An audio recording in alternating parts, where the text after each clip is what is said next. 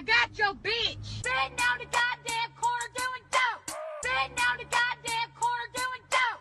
Sitting on the goddamn corner doing dope. Corner doing dope. They are to be ashamed. Sitting on the goddamn corner doing dope. Sitting on the goddamn corner doing dope. Sitting on the goddamn corner doing dope. Corner doing dope. Goddamn right, bitch. Look at here. There you go. They're out here sharing marijuana. Look at here. There you go. The same old nasty ass people from last week. Corner doing dope. Corner doing dope. Corner doing dope. Corner doing dope. Goddamn corner doing dope. Corner doing dope. Corner doing dope. Goddamn right, bitch. Sitting on the goddamn corner doing dope. Sitting on the goddamn corner doing dope. Sitting on the goddamn corner doing dope. Corner doing dope. Dope. Dope. Goddamn right, bitch. Goddamn right, bitch. Goddamn right, bitch. Goddamn right, bitch. Corner doing dope. Corner doing dope. Corner doing dope. Corner doing dope. Corner doing dope. Corner doing dope. Corner doing dope. Corner doing dope. Sitting on the goddamn corner doing dope. Sitting on the goddamn corner doing dope. Sitting on the goddamn corner doing dope. Corner doing dope. Goddamn right, bitch. Look at here. There you go. They're out here sharing marijuana. Look at here. There you go. The same old nasty ass people from last week. Corner doing dope. Corner doing dope. Corner doing dope. Corner doing dope. Goddamn corner doing dope. Corner doing dope. Corner doing dope. Goddamn right, bitch. Sitting on the goddamn corner doing dope. Sitting on the goddamn corner doing dope. Sitting on the goddamn corner doing dope. Corner doing dope. Dope. Dope. Goddamn right, bitch. Goddamn right, bitch. Goddamn right, bitch. Goddamn right, bitch.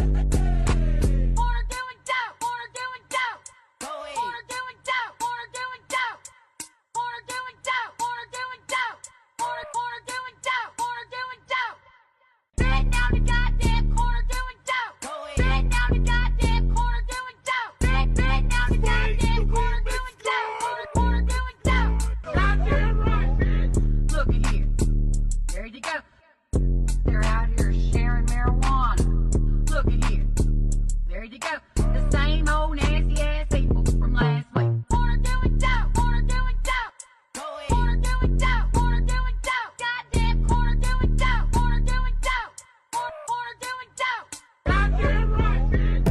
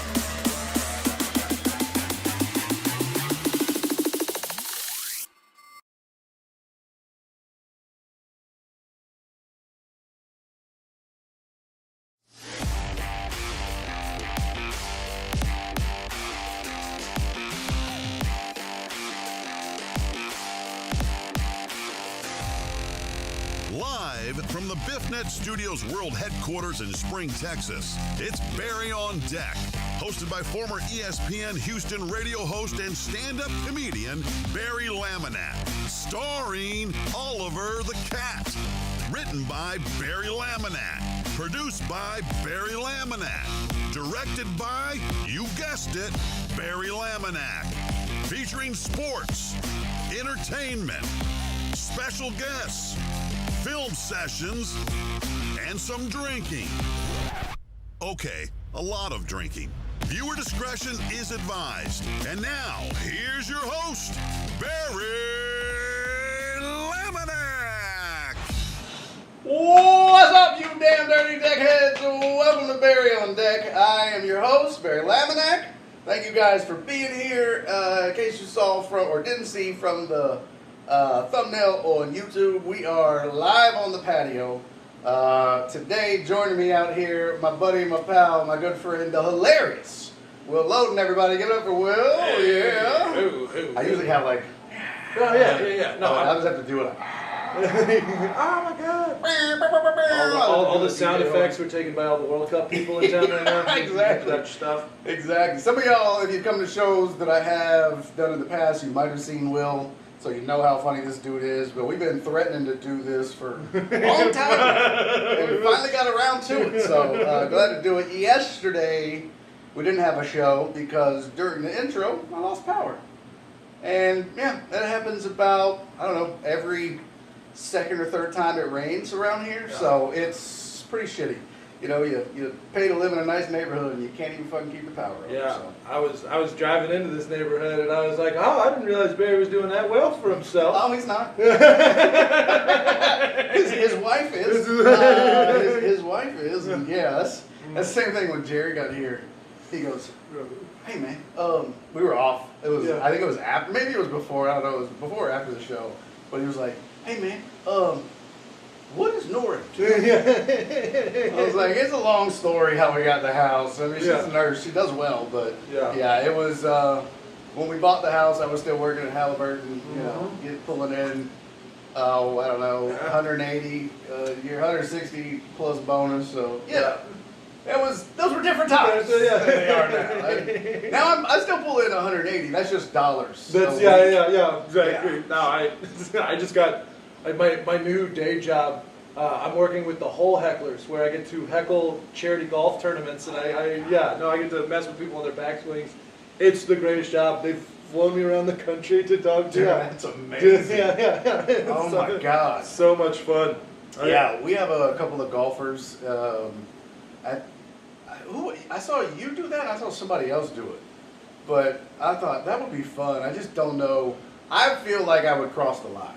So I'd be like, look at this guy. He's only got one hand. Well, or, you know what I mean? Like, oh. It depends on the tournament. Like we did a tournament outside of Baltimore, and everyone dresses like they're on the fucking set of Power. And still got them New Jack City. Yeah, exactly. Yeah, and they hired women of the evening to be the golf cart girls. Oh, and no so shit. It was a party. Wow. Some of the Baltimore Ravens were out there playing, and we got to heckle Ray Rice. Oh no shit! I wouldn't have done that. Dude, no. He came up to me, he goes, or not him. One of his guys comes up, and goes, "Any of that elevator shit, and I'll kill you." I'd be like, oh, like he almost did his life. Okay, gotcha, buddy. What do you go fair? Like, no, this is being filmed too, asshole. I know. He goes. He was a good sport. I said Ray Rice looked like if we had Saquon Barkley at home. That's fantastic. What's up to everybody in the chat?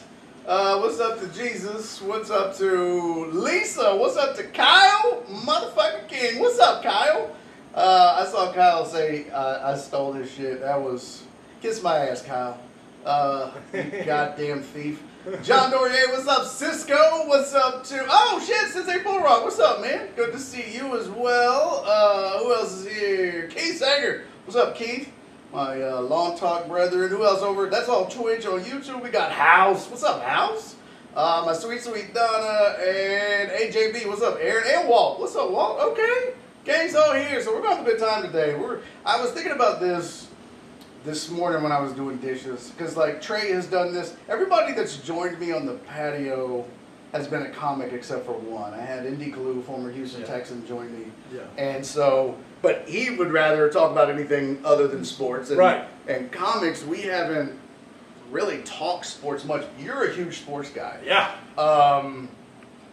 But I was wondering, and I was going to ask this just like in general on live, but I think I would like to ask the deckheads here first because you guys are what I care more about. But when we have comics on the show, what intrigues you most? What conversations do you like the most? Is it conversations about comedy? Is it when we talk sports and have opinions on that? Is it when we just shoot the shit? Like, I'm curious because there's so many comics that have podcasts. Right. And they get so in the weeds on comedy that I don't think the average person gives a fuck. Yeah, I don't know anymore. Just because, like, with the way social media and everything works, everyone is very comedy literate now. So, like, I don't know. I've had a lot of people talk to me about, like, True. Yeah, like, just like, so when you get bumped for a famous person, I'm like, why do you know? Why do you know? Like, like, why do you know what any of that? Yeah, like. How do you even know that happens? Yeah. It's like going up to a doctor. So when you're, when you're doing this incision and on the third. On Coachella, Then you're like, what the fuck? I watch. Why do you know Latin? I watch Grey's Anatomy. I'm a huge Grey's Anatomy podcast fan. Absolutely. Yeah, that's true though. But I'm curious what y'all think. What's up, Uriel Villanueva? Kyle, thank you for resubscribing, man. That's super dope, dude. Thank you for resubscribing for 31 months. Kyle is a radio guy. He's out of Kyle. What city in Tennessee are you in now? It's like there you go. Some podunk ass city. I think it's like watching old wrestling on a podcast. Clarksville, there you go. Clarksville, Tennessee. Yeah. I think it's like watching old wrestlers on a podcast. I think if it's about comedy, it's about your stories, experiences in the industry. It's fun as someone outside to peek through the curtain, so to speak. Okay, that's kind of what I thought. Donna said comedy, sports, usual tomfoolery. Okay, that's pretty much how the show goes. You know what I mean? Like when I'm by myself, it's some sports, some bullshit, some comedy talk. All right. Don't do politics. Nah. It's not fun. No. Hey, check your wireless mic. Sounds like it's picking up the cam mic. All right. Okay. All right. Is it like echoey or what? Let me see. You're getting settled in. Yeah, pull it up on my phone. This episode of the podcast is brought to you by Brown Bags. Brown Bags, when you know that you're drinking but don't want to show what you're drinking. My dad was. Show what you're drinking. Oh, that is the. Yeah, that's not these. Wow, I thought it was these mics. It could be the pickup on. Is it the one over there? Yeah, I think so. Hold on. Let me look. Yeah. Well, while there's messing with that, I will tell you all my backstory. Yeah, please do. My name is William Lynn Loden Jr., 6'5", 350, cisgendered, heterosexual, Caucasian male, Virgo, That's important. born at the Texas Women's Hospital in Houston, Texas. Texas Children's Hospital in Houston, Texas. Or was it the W? I don't remember. I was there, but I don't recall. First time I blacked out. How can you not remember, man? Yeah. All of my family's from... I remember what my mom's vagina looked like. Yeah. I was like, man, you need to clean this place up. This is dirty. It's dusty in here. Lisan Al-Gib. I can remember all the memories of everyone. Yeah. I don't know what the fuck the problem is. Sometimes you gotta plug the mic into the camera in order for it to work. I don't know if you knew that or not, Will. Oh, man. Yeah. I didn't know that. I'm a tech genius is what I am. Well, if I had a time, I would go back and tell young Will that, hey, man. Plug the camera in. Learn a little bit about that. It's going to be very important in your future. And young Will would say, oh, my God, you've gotten so fat. Oh, that sounds so much better. There we go. Yeah. Got it. All right, cool. All right, got it fixed. So I didn't realize you were born in Houston. Yeah, I graduated high school here. All of my family's from Mississippi, and it's 2026, so that's how I choose to identify. Now, for those of y'all that don't know, you played college ball. I did. I walked on. I walked on at the University of Doesn't matter. You Mississippi. played. I Ole Miss, baby. walked on for about 3 months. Like, let's be crystal clear about that. All right. Okay. That doesn't mean anything. Absolutely, it does. You know how many people would love to be able to just walk on for 3 months and live their dream? Yeah. Yeah, but well, it was. I had already discovered marijuana, so I think it was. You were like, you know what? You know what? Yeah. I think this is more fun. I'm gonna read books. That's what I'm gonna do. This is. You're like, this sucks. Yeah. So, what year was it that you walked on? Like freshman year, sophomore year? 2009. So So what was that? Yeah, Were you a that freshman? was Did you graduate from Ole Miss? Yes, I Okay. graduated from. It was 2000. Yeah, 2009. I walked on. Then I said, "Fuck this! I'm never doing this." Yeah. You're not doing that again. Right. Was it what you thought it would be? Was it like, oh, this will be hard or easy? Yeah, I or- knew it was exactly what I thought it would be because I played in high school and Did you play in high school in Mississippi or in I Houston? played at Lamar. Ah, okay. Yeah, it was all right, but once again, never. I don't know. It was one of those things that you do because you feel like you have to do it, and then like Your family forced you. yeah, to do yeah. it? No, not even family forced me, but you're like, this is the only way that'll like I'll make friends and stuff, and you know, it was good, but No. nah. How did you quit, or did you quit, or did you, You just can like just stop going. Get cut? Yeah, You just stop You going? can just stop going. Oh, that's when hilarious. when you just try it out. Like, you're where's that I was goddamn like, I'm backup? already- What did you play? What did you play? I played tight end. Okay. Tight end. I was a big tight end, and then they were like, we want to move you inside on the line, and I was like, I'm not. You're like, nah, I want to be a blocking Nah, tight end. yeah, I like- exactly. I'm gonna do drywall. I'm gonna do drywall and work And in- weed. Yeah, exactly. That's too funny. What does it say? I feel like I'm gonna bump into Joe Pro here. Oh, he's in Kerrville. Yeah, shout out. I I saw love that. Kerrville, by the way. Jerry Wayne and I went out to Kerrville to do a show. We went to the small town outside of Kerrville to do a Which show is one time. what? It was brutal. It was a brutal. It was a day. What? It was a daytime gig during a country music festival. Oh, Jesus yeah. Christ. And so, That sucks. beautiful town though. Yeah, one of my worst bombs was with Jerry. Oh yeah. Oh, someone said he's saying come to the winery next time. Yeah, to you. Oh yeah. Not to me. I've been. You I'm gotta down. go. Will will down. go and make I- it a I was- goddamn party. I was in Uvalde. Actually, so we're in Fredericksburg. So Will is going to be in Fredericksburg July 11 Yes, I am. with Andrew. You forgot. Yeah, totally. I can tell by the look on your face. You're like, what the fuck? You're and like, if you're- oh shit, did I double book? I 100% double booked, but it was like it was my own show that I run. I run the Houston Roast Battle League Yeah, now, yeah, and yeah. the Houston You Look Like, yeah. So cool. Well, I will be in Fredericksburg. yeah. And we won't have time to go to the winery, but you can meet Cisco and then Cool. get his info. That'll be great. And you and Hannah go out there and have a blast, dude. It's amazing. It's so much fun. I've been getting really into, and because it's not, I guess anything west of San Antonio is considered West Texas. Kinda, yeah. Kind of like Yeah. like and I did Uvalde on Saturday, the day the Spurs lost. All right, that's a good combination of comedy and sports. Have you done any shows after the local sports team has lost? They are the hardest shows Yes. that you will ever do Yes. in your entire life. Yes. I did a show here in spring after the Astros lost to someone in the playoffs 2 years ago, or 2 or 3. Yeah, it was. Was it Washington, Philly? Yeah, it was when we lost. Brutal. I've never done comedy at a funeral, but I would want to. I think that would be a lot of fun.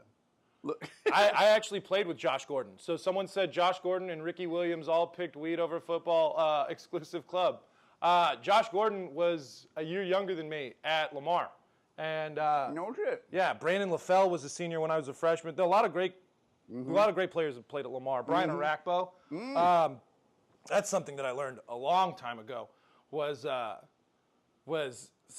the best athletes do not make good coaches because they never learned how to articulate any of the like they had Brian Arakpo teach us how to weightlift one day. Like Brian Rackville came into our high school when I was like 15. He's like, all right, so what you do is the Lamar in Houston proper. Sorry, Lamar in Beaumont. Lamar in Houston. Yeah, the one right over there.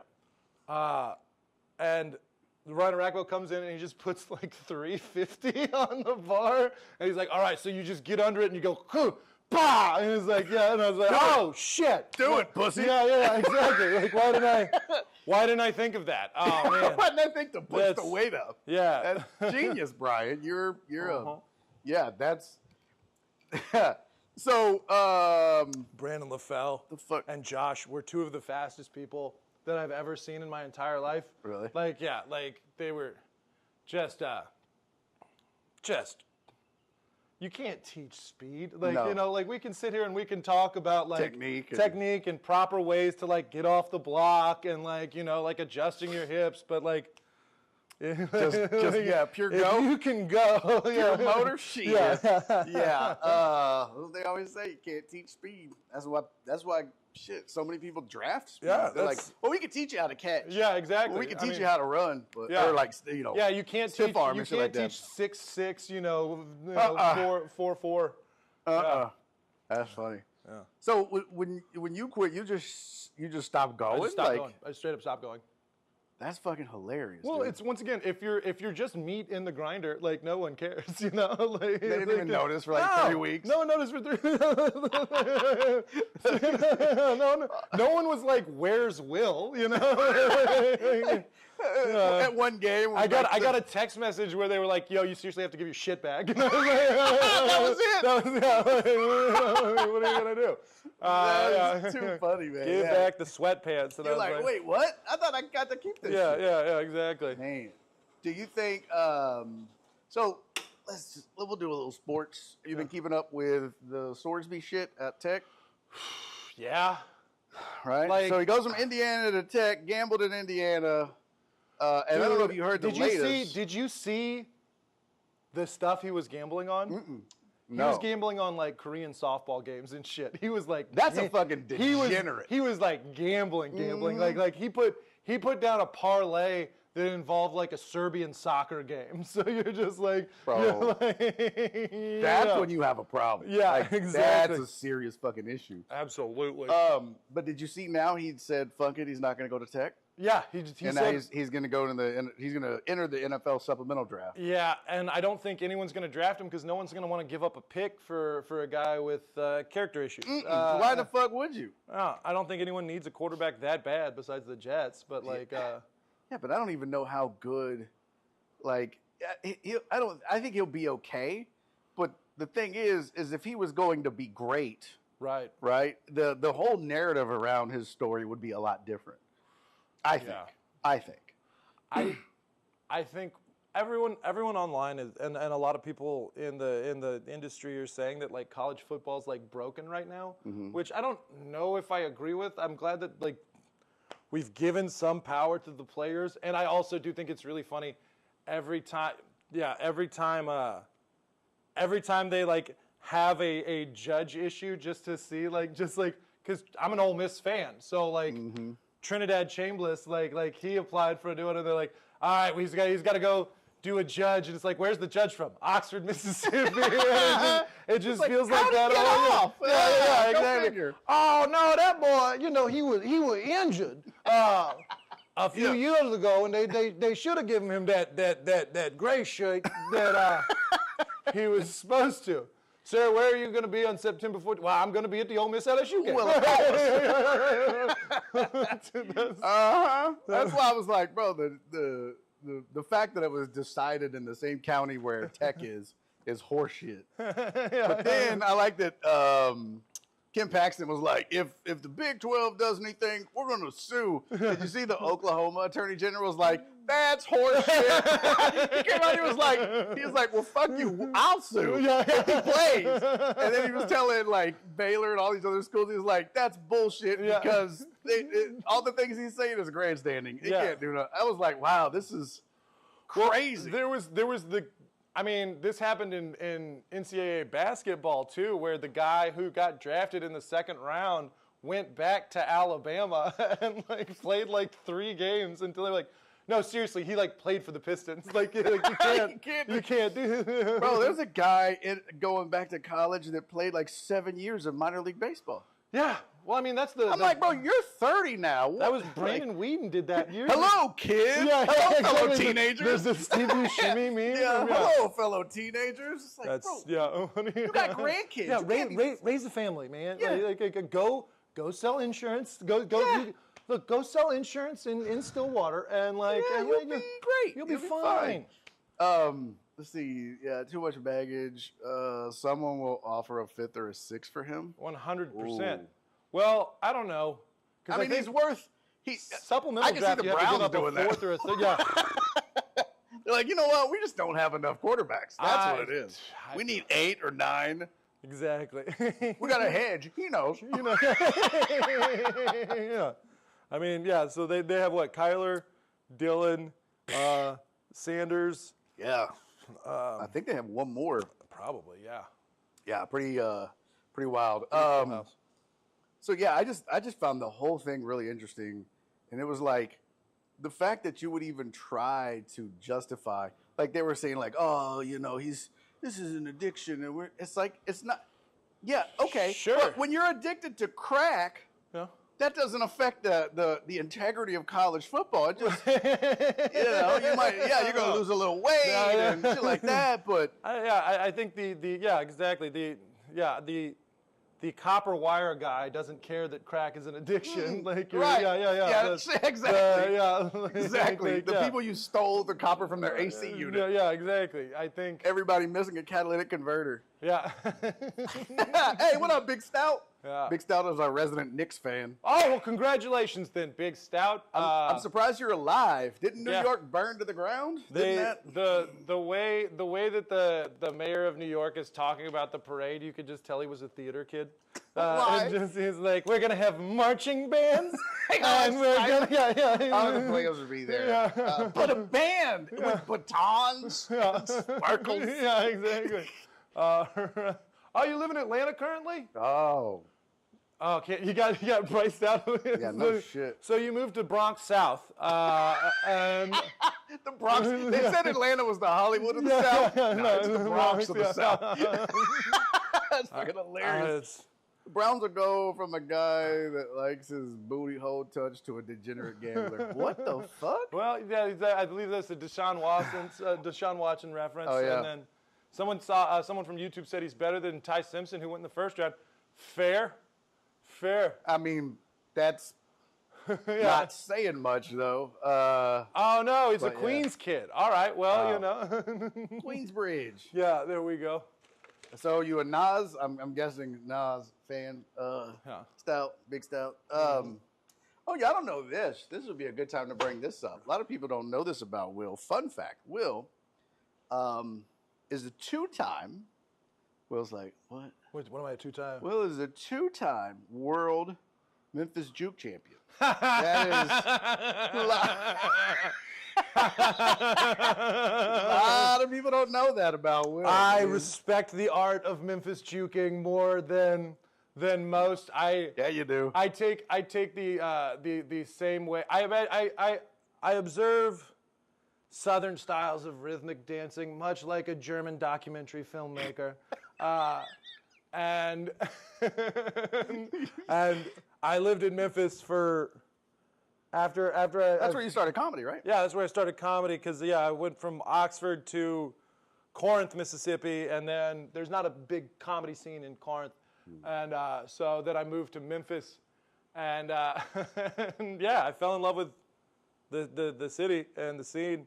Memphis juking is a style of dance up and down the Mississippi River that, of course, combines traditional Irish jigging, River dancing. and African folk jigging, and it mixed in with Memphis style rap. It's the smoothest of the styles. So did you ever learn it?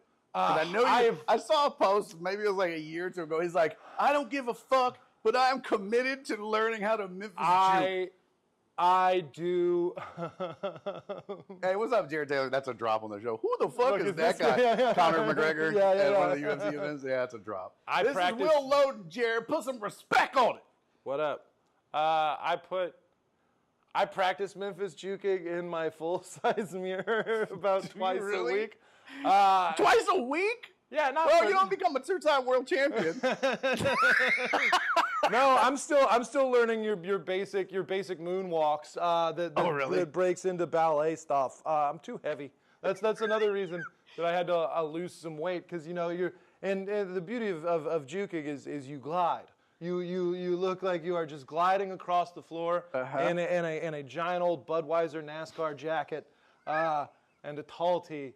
And those are, And your draws. yeah. Yes. Just It's like the South white trash version of Tom Cruise. Yeah, when he- yeah. ding, ding, ding, ding, ding, ding, ding. right. And, yeah. Exactly in that bar. So I was committed to learning how to Dougie. I was like, I am going to teach myself because this song is not doing it. Teach myself how to Dougie. Yes, that was the remix. Love you. But That's- I a was lot of like, people I'm go- going to fucking learn how to Dougie. And about 5 minutes into a YouTube video, I was like, oh, fuck me, I've lost all my rhythm. Yeah. Like, gone. Like, it's just like anything. You don't use it, you lose it, apparently. 100%. Well, that's. Because I use it to dance. Well, dancing's for the young. I think dancing. True. Dancing is if you've never heard of juking. Oh well, I Look it up, Donna. look Google up some Yes. 3-6 Mafia. Google Memphis juking. Google Memphis It's juking. impressive. There's some. By the way, Memphis is the most. It's still done on the other side of the river in West Memphis. Right. It's done all the way to Cordova. In It was- Arkansas. yeah, West Memphis, Arkansas. It's done regionally, as opposed to the Louisiana jigging, which is much more sharper movements. Yes. Which I would be happy to. Become a historian. By the way, y'all don't know, Will also authored the wiki. Yeah. Juking. In the 1960s, Right. shout out West Memphis 3. I think they got released. Yeah. Stout said in Southern Queens, South Side, Tribe Called Quest, Large Professor, LL and 50. Dude, I just started watching Origins of Hip Hop on Netflix. I'm a huge hip hop head, so I just started watching that, and I just got through the first one, which was. It's funny that we that I watched it because it was Fat Joe. Yeah.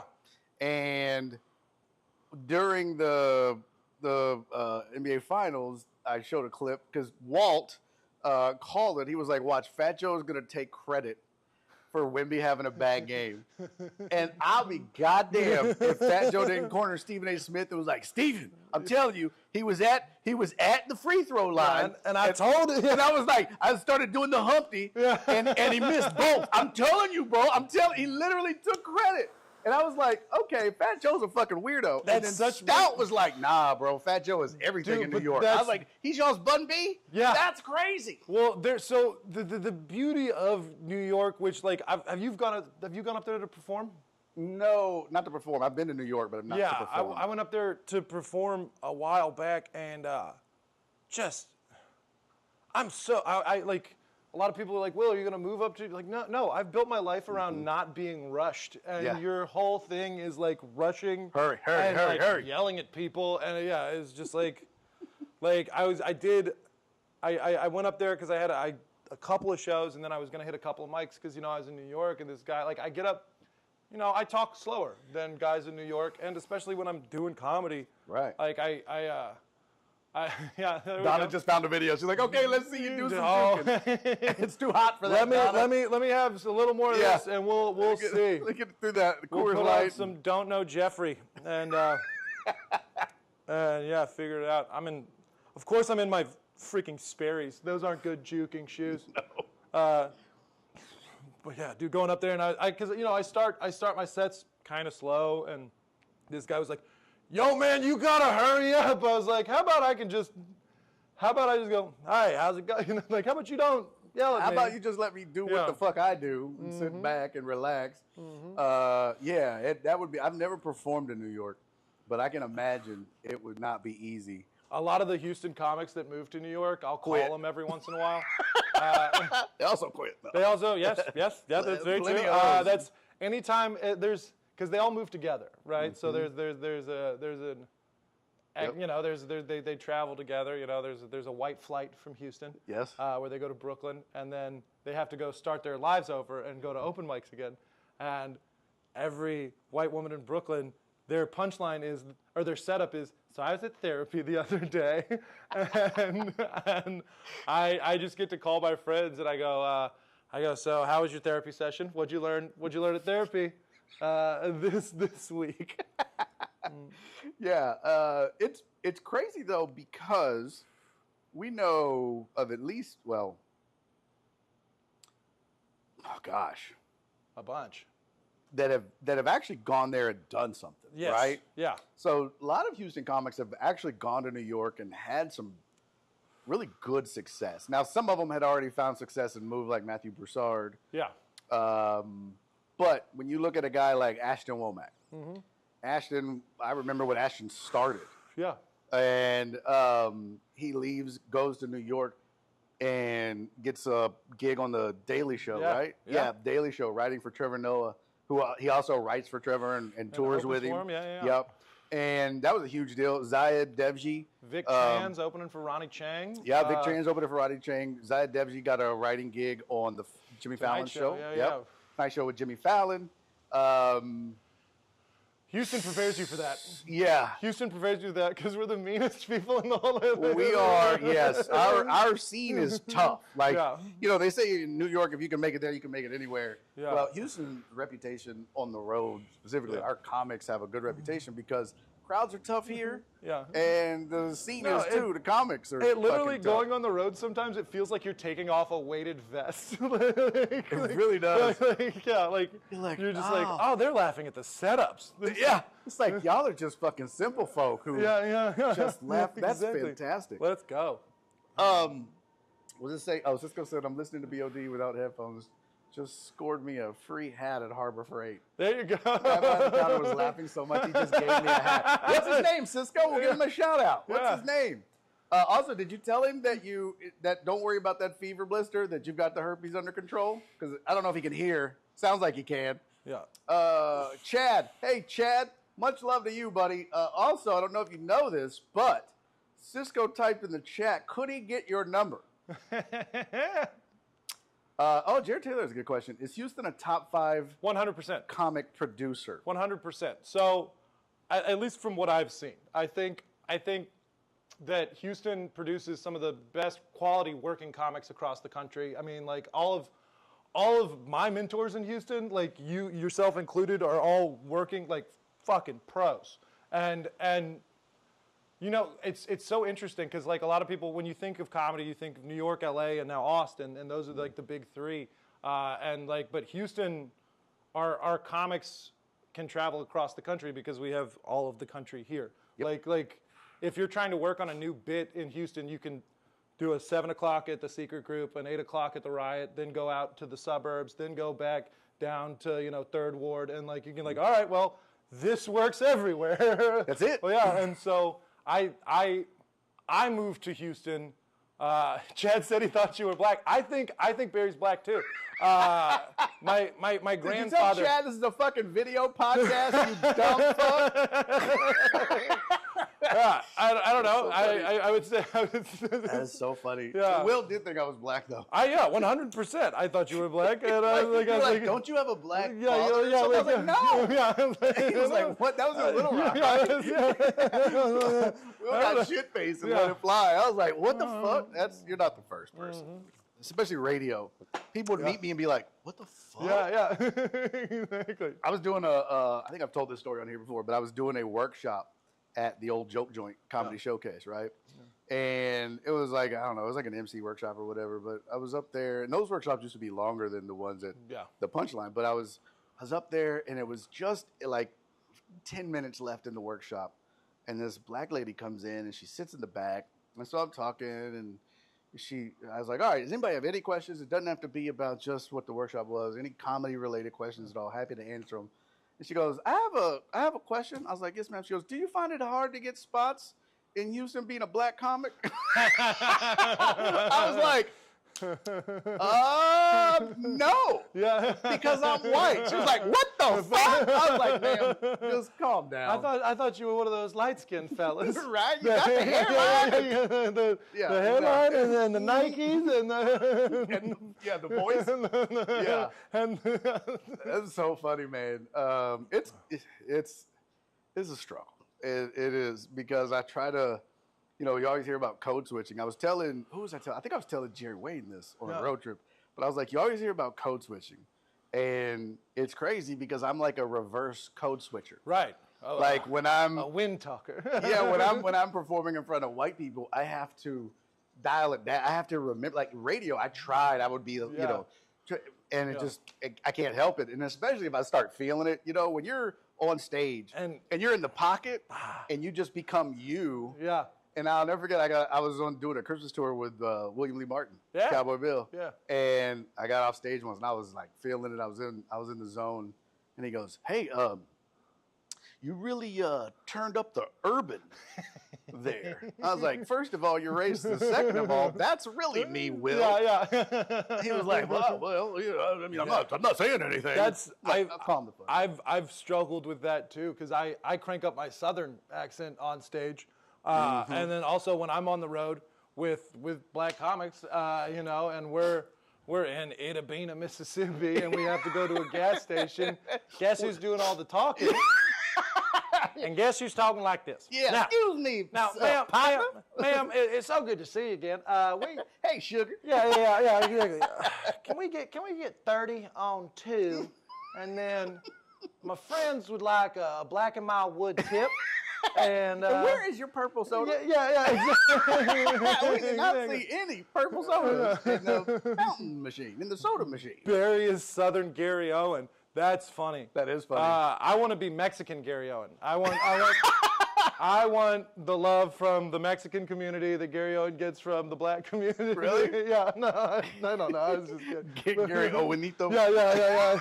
Hey, just turning it up. Like this. So I was hanging out with my tío.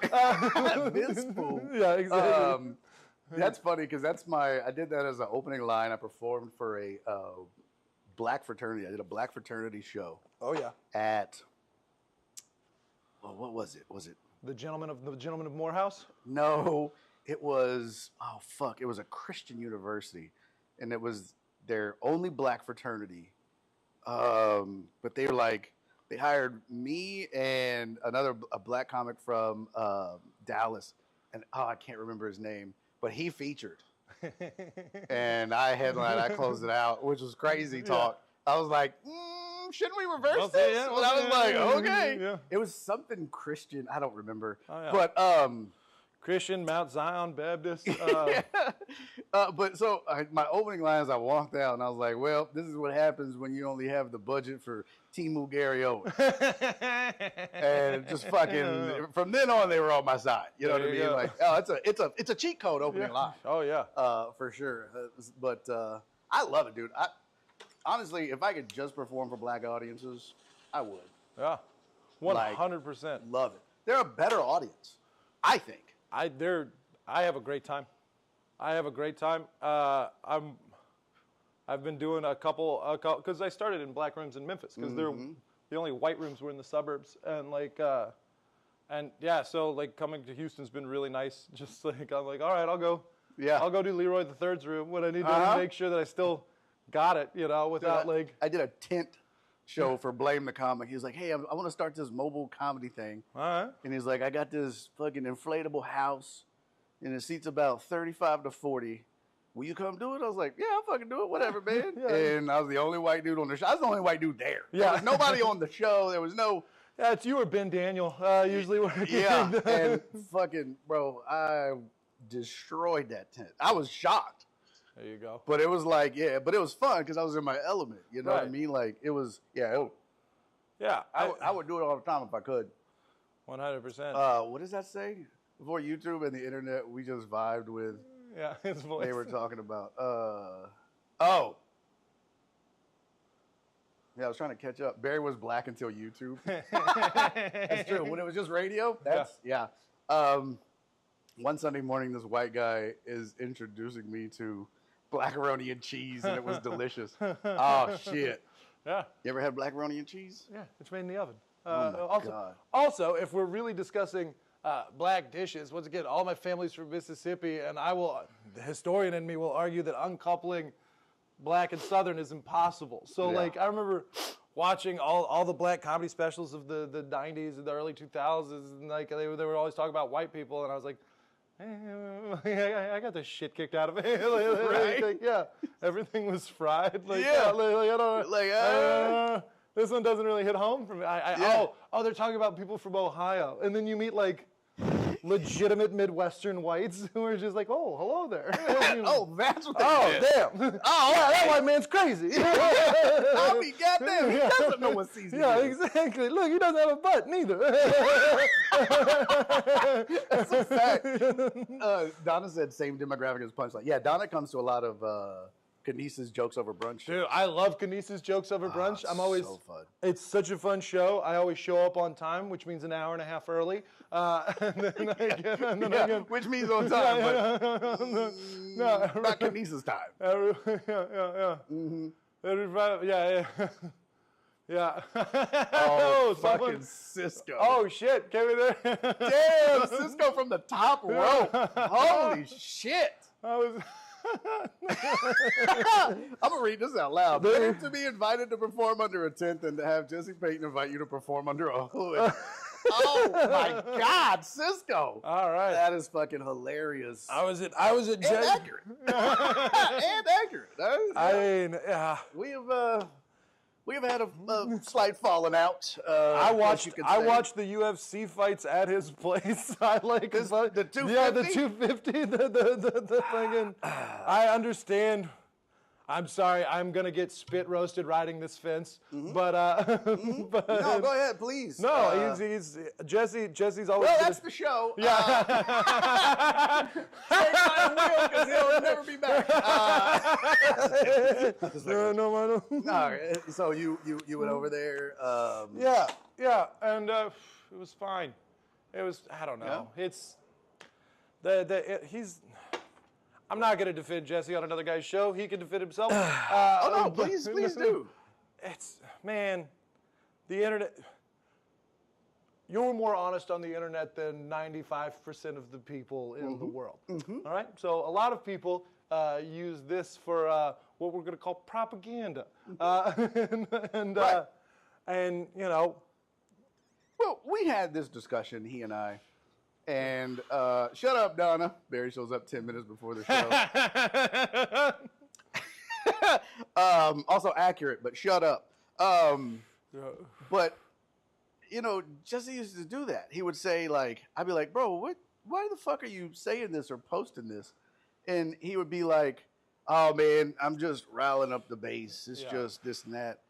And I'd be like, oh, okay, you know, I get that, I guess. If you've stumbled into a fan base of racist twats, then yeah, you gotta do some. But then I was like, bro, you just know too many black people. You have too many black friends to be posting the shit you post about their dads not being around. Look, it's one thing, because he would be like, oh man, nothing's off limits. I'm like, okay, fair. But you only joke about three people: black people, the gay community, and liberals. You don't never talk shit about anybody else. So don't say that everybody gets it, because they don't. You just punch down on those three.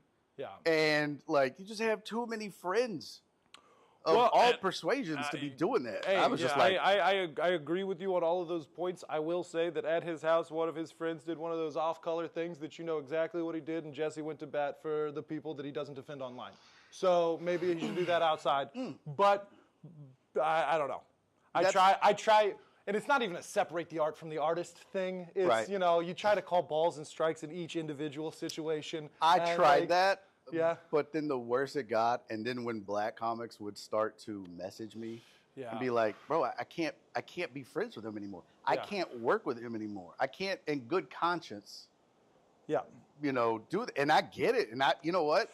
I was the same way. I was like, I can't, bro, my foster brother was black, he's rolling in his grave knowing that I'm just sitting here going, because you know, I've been in some situations around Jesse where he didn't necessarily do anything inappropriate, but his comedy friends did, and I was like, man, fuck this. I'm not putting myself in this position anymore. I feel you. You know? I feel you. But I think you just have to. Okay, is there a wasp?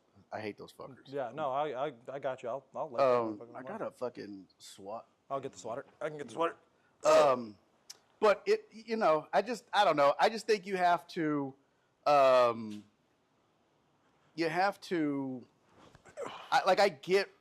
get having a fan base and having to do things for the fan base, but there's got to be a line of morality too. Fair. In some way.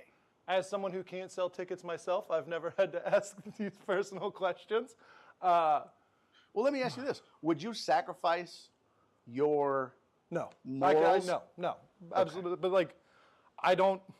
Once again, I don't know what. You only really know what your morals are when you're put in situations that are tested your morals. So like, that's a great point. It's one of those like. But if you just freely out of nowhere come up with a bit, that maybe flies in the face of who you are or what you would stand for, or maybe just even what you truly believe. Yeah. To me, it's just like, I don't know, it just seems disingenuous at the very least. Yeah. I don't know. Yeah. Because we live in the intersection between art and commerce, and that's an issue. And like, I mean, talking to a couple of guys like who are like, dude, I work at the mothership. I know the fucking the guys who their whole thing, like, they don't even write jokes anymore.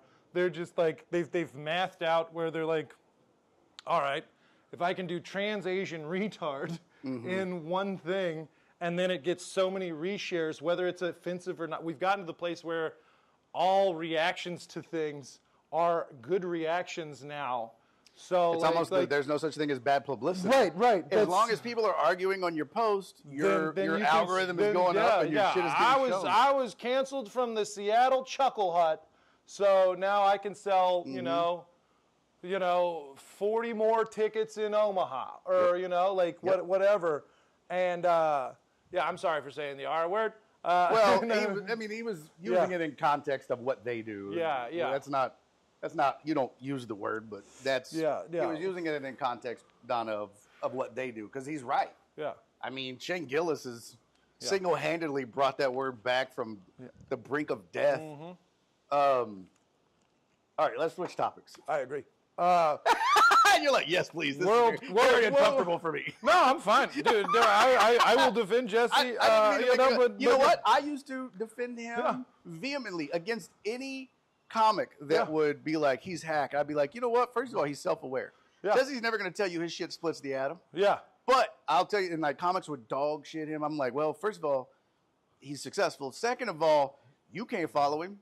Yeah. You know what I mean? Like a lot of people wouldn't want to follow Jesse. No, I know. He gets laughs. It might be pandering. It might be low-hanging fruit. It might be borderline hack. Run the football. But exactly. Run the football, baby. He gets it. Oh man, have you been watching all this World Cup stuff? Are you? Yeah. I'm not a soccer guy, so I am. But I got into it. I always get excited for the World Cup. I'm excited. This is one of the few things that I'm happy about with social media is like watching cool stuff between different cultures having to watching all the clips of Mexicans party with Koreans. And no one turned me on that. I didn't know. Yeah, it's dude. I think her algorithm is just all Mexican stuff. Yeah. She was like, "Can you believe this?" Yeah, no, just all these guys are just dancing around and just having the most fun time, and like it just makes me realize crowd surfing. And then of course you've got like the one dude that worked at some high up Mexican. He held a position in Mexico, and he was like the one that did the slanty eye. Yeah. He was like, China. Yeah, they were like, what the fuck? Well, It basically is because they were playing in basically what amounts to Alabama of Mexico. Right. Yeah. Exactly. Oh man, yeah, dude. The Congos in Houston today. Dude, saw Germany played Kirks and Caicos, which like yeah. Oh my god, yeah. Watching all of everyone try Texas food has been so funny and so because 2 months ago on Twitter everyone was like, you fat stupid da da da da da, and now they're like outside of a Buc-ee's like crying with like a brisket, wrapping a tortilla, looking like a Hasselhoff with a cheeseburger, drunk at your way. There was a German guy who's following the German team who flew into Atlanta. He flew into Atlanta. He's huge now. JJ Watt put him up in a suite, right? Yeah, exactly. And then, but my favorite part about this as an SEC dude is Argentina had a tune-up game at Auburn Stadium in Auburn, Alabama, and so this German guy is filming, and they go, "They have live eagles in the stadium." Hey, that's his name. It's like they have live eagles in the stadium. Yeah. Oh, that's so funny. He has been great. Oh, what does that say? He told me I said Jesse's the double down king. Yeah. Anytime I try to excuse and he keeps He's like, hold my beer. Yeah. The Scotland fan that walked from California to Boston is crazy. No way. Yeah, dude. There's been so many. How is that possible? He got here like 6 months ago. Why not just fly into Boston, you fucking weirdo? Dude, so Boston's run out of beer because all of the Scots drank all their beer. Which, how the fuck? Drinking all the beer in Boston sounds like a Southern term is like, yeah, I'll do that when they drink all the beer in Boston. Bro, that is so funny. I was thinking about doing a new thing because I don't know why, but the say you lie down with dogs, you get fleas, popped into my head to it was this morning, I think. And I was like, ooh, fuck, I wish I'd have done that because I was like, that's going to be a new rule when we do patio shows is you have to come up with a saying that's not real. Dude, you just did. Yeah. I believe that when they drink all the beer in Boston. I was like, when you said, I was like, oh, fuck, I didn't do the rule. Because that's hilarious. I just became an uncle. So my brother had a kid, and I'm remembering all the Southern shit that I heard. Dead in the doornail. My mom would just make shit up though. Like my mom was the queen of sayings, but she would also just make shit up. Like I would say something, she'd be like, "You got it, Toyota." I'm like, "You're just doing commercials, Mom. You can't, where's the beef?" It's like, what the fuck are you? What? That's not a real saying. Granddaddy, how was work today? Well, hell, if assholes could fly, that place would be an airport. Oh man, yeah. That's so fucking great. There's nothing better than Southern saying. I wonder if there's I guess there's Northern sayings, Midwest sayings. There's got to be. Well, there's got to be a classic Midwest saying is "pass the ranch." Stout. What's a saying that you would hear in New York, but we wouldn't hear down here? Yeah. Shut the fuck up. Hey, fuck you. Come here, bitch. Come here, bitch. Don't get on my TV, you dirty fucking wasp. By the way, when you talk to the camera. Yeah, got you. I've been talking to the TV too. Sorry. This is the first time I've put the chat on the TV. I think it's great. Look at this dirty motherfucker. He's just crawling on everybody's Dude, yeah. The English guy in Dallas freaked out about. Here, I don't want to hit the TV. No. I'm just waiting for him to fly at me. Ew, the English in Dallas have been crazy because they've always. Oh yeah, fuck out of here. That's a good New England. Yeah. Fuck out of here. Yeah. Do you like them apples? I don't know. Got it. Put it on there. Live murder. There we go. Live murder. One less bitch you got to worry about. There you go. Got him. All right. That was good, yeah.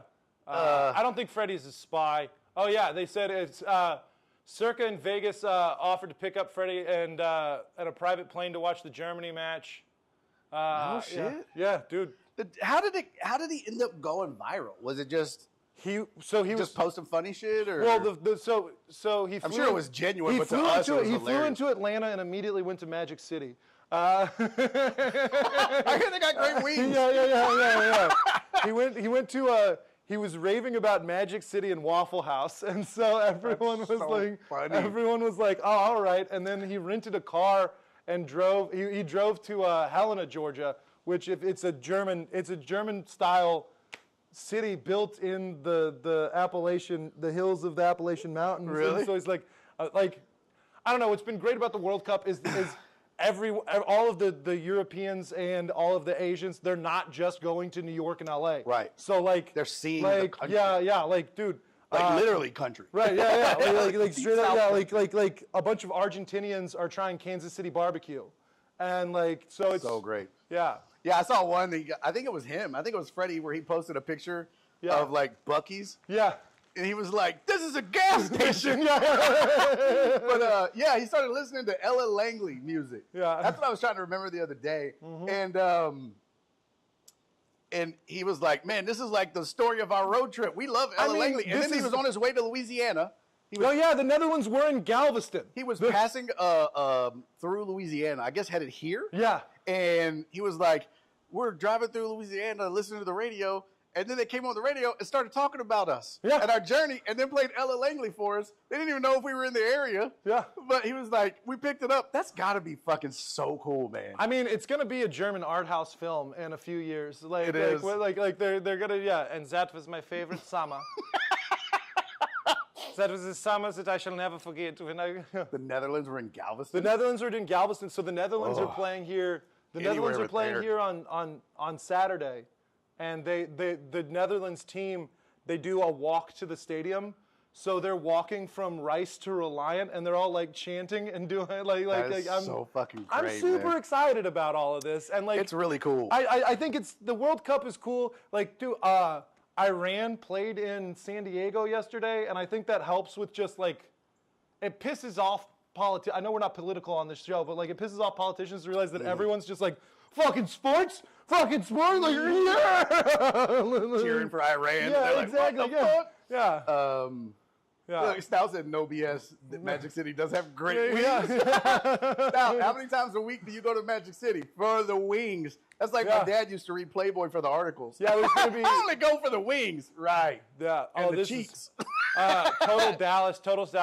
Shannon Sharp. My grandmama always said, if you're scared, you better have good shoelaces. If you're scared to fly, you better have good shoelaces. That's a great Southern thing. Yeah. Yeah. 15K people are going to be walking down Main Street from Rice to Reliant.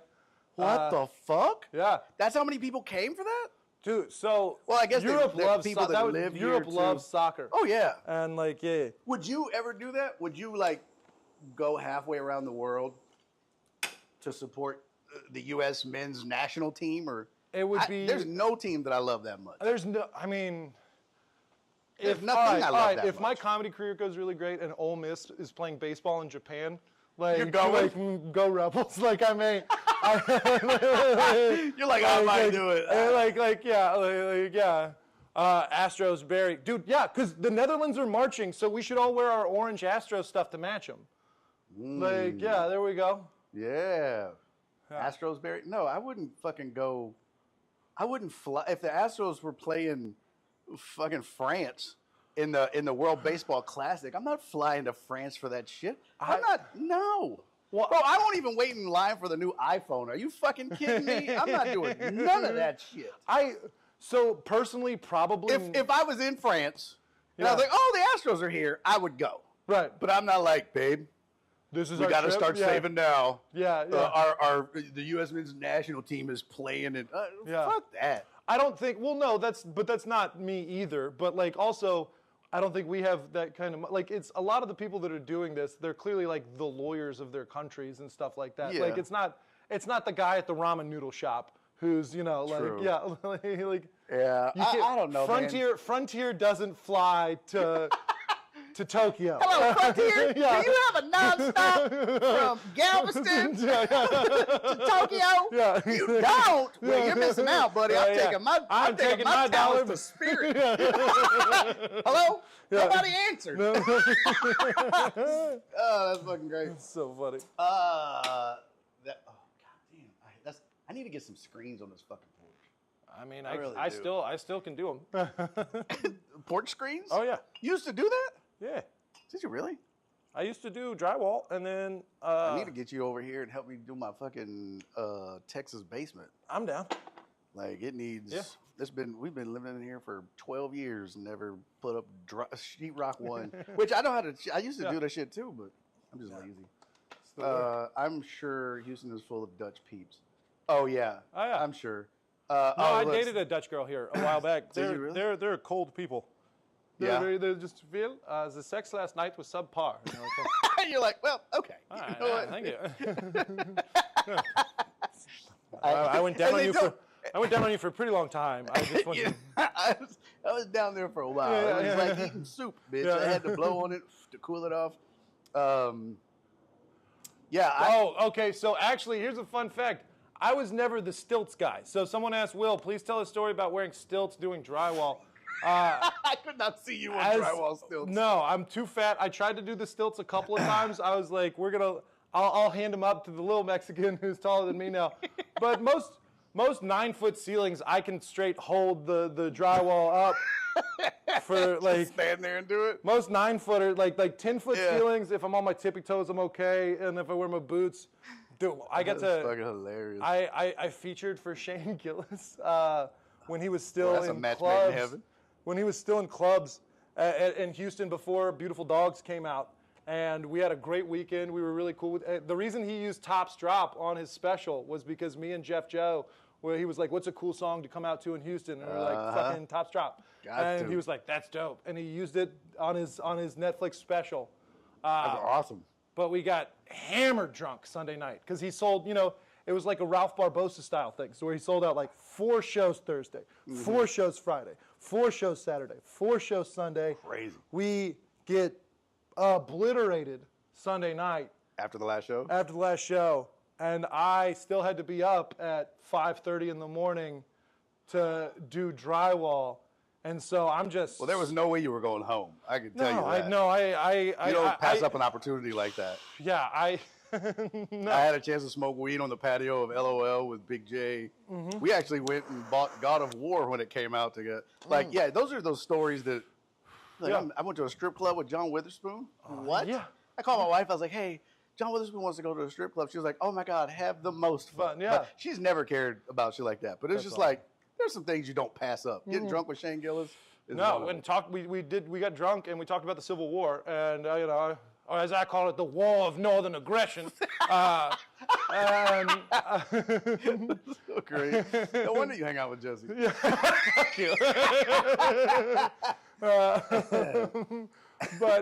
Anyway, I had to be up at 5:30 to go do drywall, and I was just sweating whiskey and Bud Light, and like holding everything, and all my hombres, they're just like, how was your weekend, Mr. Will? And I was like, it was the most amazing weekend I've ever had. If I could, I'd quit this job right now. Unfortunately, Unfortunately, you're out of mud. I'll be back. How's life? Well, I'm halfway through the job and I'm out of mud. That's how it is. Yeah. Oh, that's fucking great. Stout said, yeah, my mom's screened in the patio. You need to. And you got cheap labor next to you. Yeah. No, I am. I'm super cheap labor. I wanted to do, but see, I want the motorized. Oh yeah, you want the sun stuff to come down? Yeah, I want them to be out of the way. Right. When I don't need them, but then just push the button and they come down. Yeah. But fuck, it's gonna be expensive to do this patio, bro. Yes. Because and part of the problem is these little fucking lips on the columns and shit. Y'all can see one it's right here. But yeah, those. Because then they're gonna have to cut that to put the screen, or I don't know. Well, it's all the faux stucco. The what? It's fake stucco. This is real. Bitch. It is. Why do you think it's faux? Because I can see outside of the shot. What makes it faux? No, it was sprayed on stucco. No. No way. Shit, no. As much as I paid for this fucking stucco job, it's got cracks and shit, but all right. No, it's fucking. It's got the screen and then the 2 layers or 3 layers. It's legit stucco, man. You're like, oh, okay, okay. If you say so. I'll enjoy some of this nice Basil Hayden and a cigarette and say, yes, sir. What pisses me off is they did this patio, right? Yeah. And then they put fucking sheetrock for the ceiling. Mm-hmm. And I didn't know it until it was done. Yeah. I've already painted it once, and you can see the mold coming back out again. And I used a mold-resistant paint. I was so pissed. Dude, home ownership. I'm not there, but I'm almost there. Just because I've been fixing up my dad's place a lot lately, just because he's getting old and annoying about it. Is that why you're almost there? As soon as he dies, you're I'm like, taking boom, his I own place. a home. Yeah. Then I'll be a homeowner. That's classic millennial nonsense. I'm like a hermit crab. I'm gonna go from my apartment in Montrose into my dad's house. into a 2-bedroom shotgun in Oak Forest. No. That's fantastic. Come on my podcast and tell me I got swindled with fake stuff. He has a Flex Seal. Bitch, I put no Flex Seal on this motherfucker. Nora wants wood. I'm like, really? Let me get my screens first. Oh. I was gonna that patio over there. Y'all can't see it, but we have like a. Oh yeah, you can look over Will's shoulder. There's a patio. No, yeah. So that's the little patio that comes off the master bedroom. Right. And Nora wanted a sauna, but she didn't want it in the house. I was like, well, where the fuck would we put it? She was like, well, they sell outdoor saunas, but I don't like that it has a roof on it. I was like, so she wanted to put it on this patio. And I was like, well, with the humidity and the fucking moisture, it's going to fuck it up. So I was like, we could put glass on there. $20,000. I was like, bitch, you ain't getting no fucking sauna. Not out there. Fuck that. R.I.P. Billy Mays. Flex Was Seal. he the Flex Seal guy?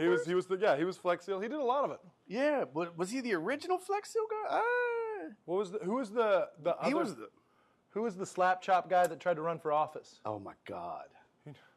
There's always one, right? Slap chop. I remember that. He was a big. Could you imagine if he'd have done that during the era of social media? Oh my God, he'd have been huge. Honestly, I think that those infomercials OxyClean. Oh, and Flex Seal. Okay. Yeah. Yeah. He did have a Coca-Cola problem. Yeah. He was drinking about 2 liters a day. Yeah, him and the My Pillow guy. Yeah. There's always one. Huckster. Oh, your dad lives with you. Sorry, on the YouTube. My dad lives. Good for you, man. Good for you. Yeah, that is good. I couldn't have my parents live with me. There's no fucking way. I love him. Even old and.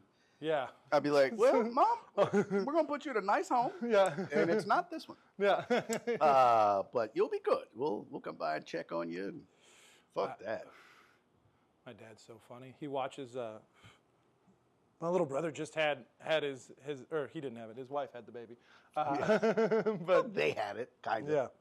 Yeah. And my dad is a crazy autistic man who. Is he really? Not.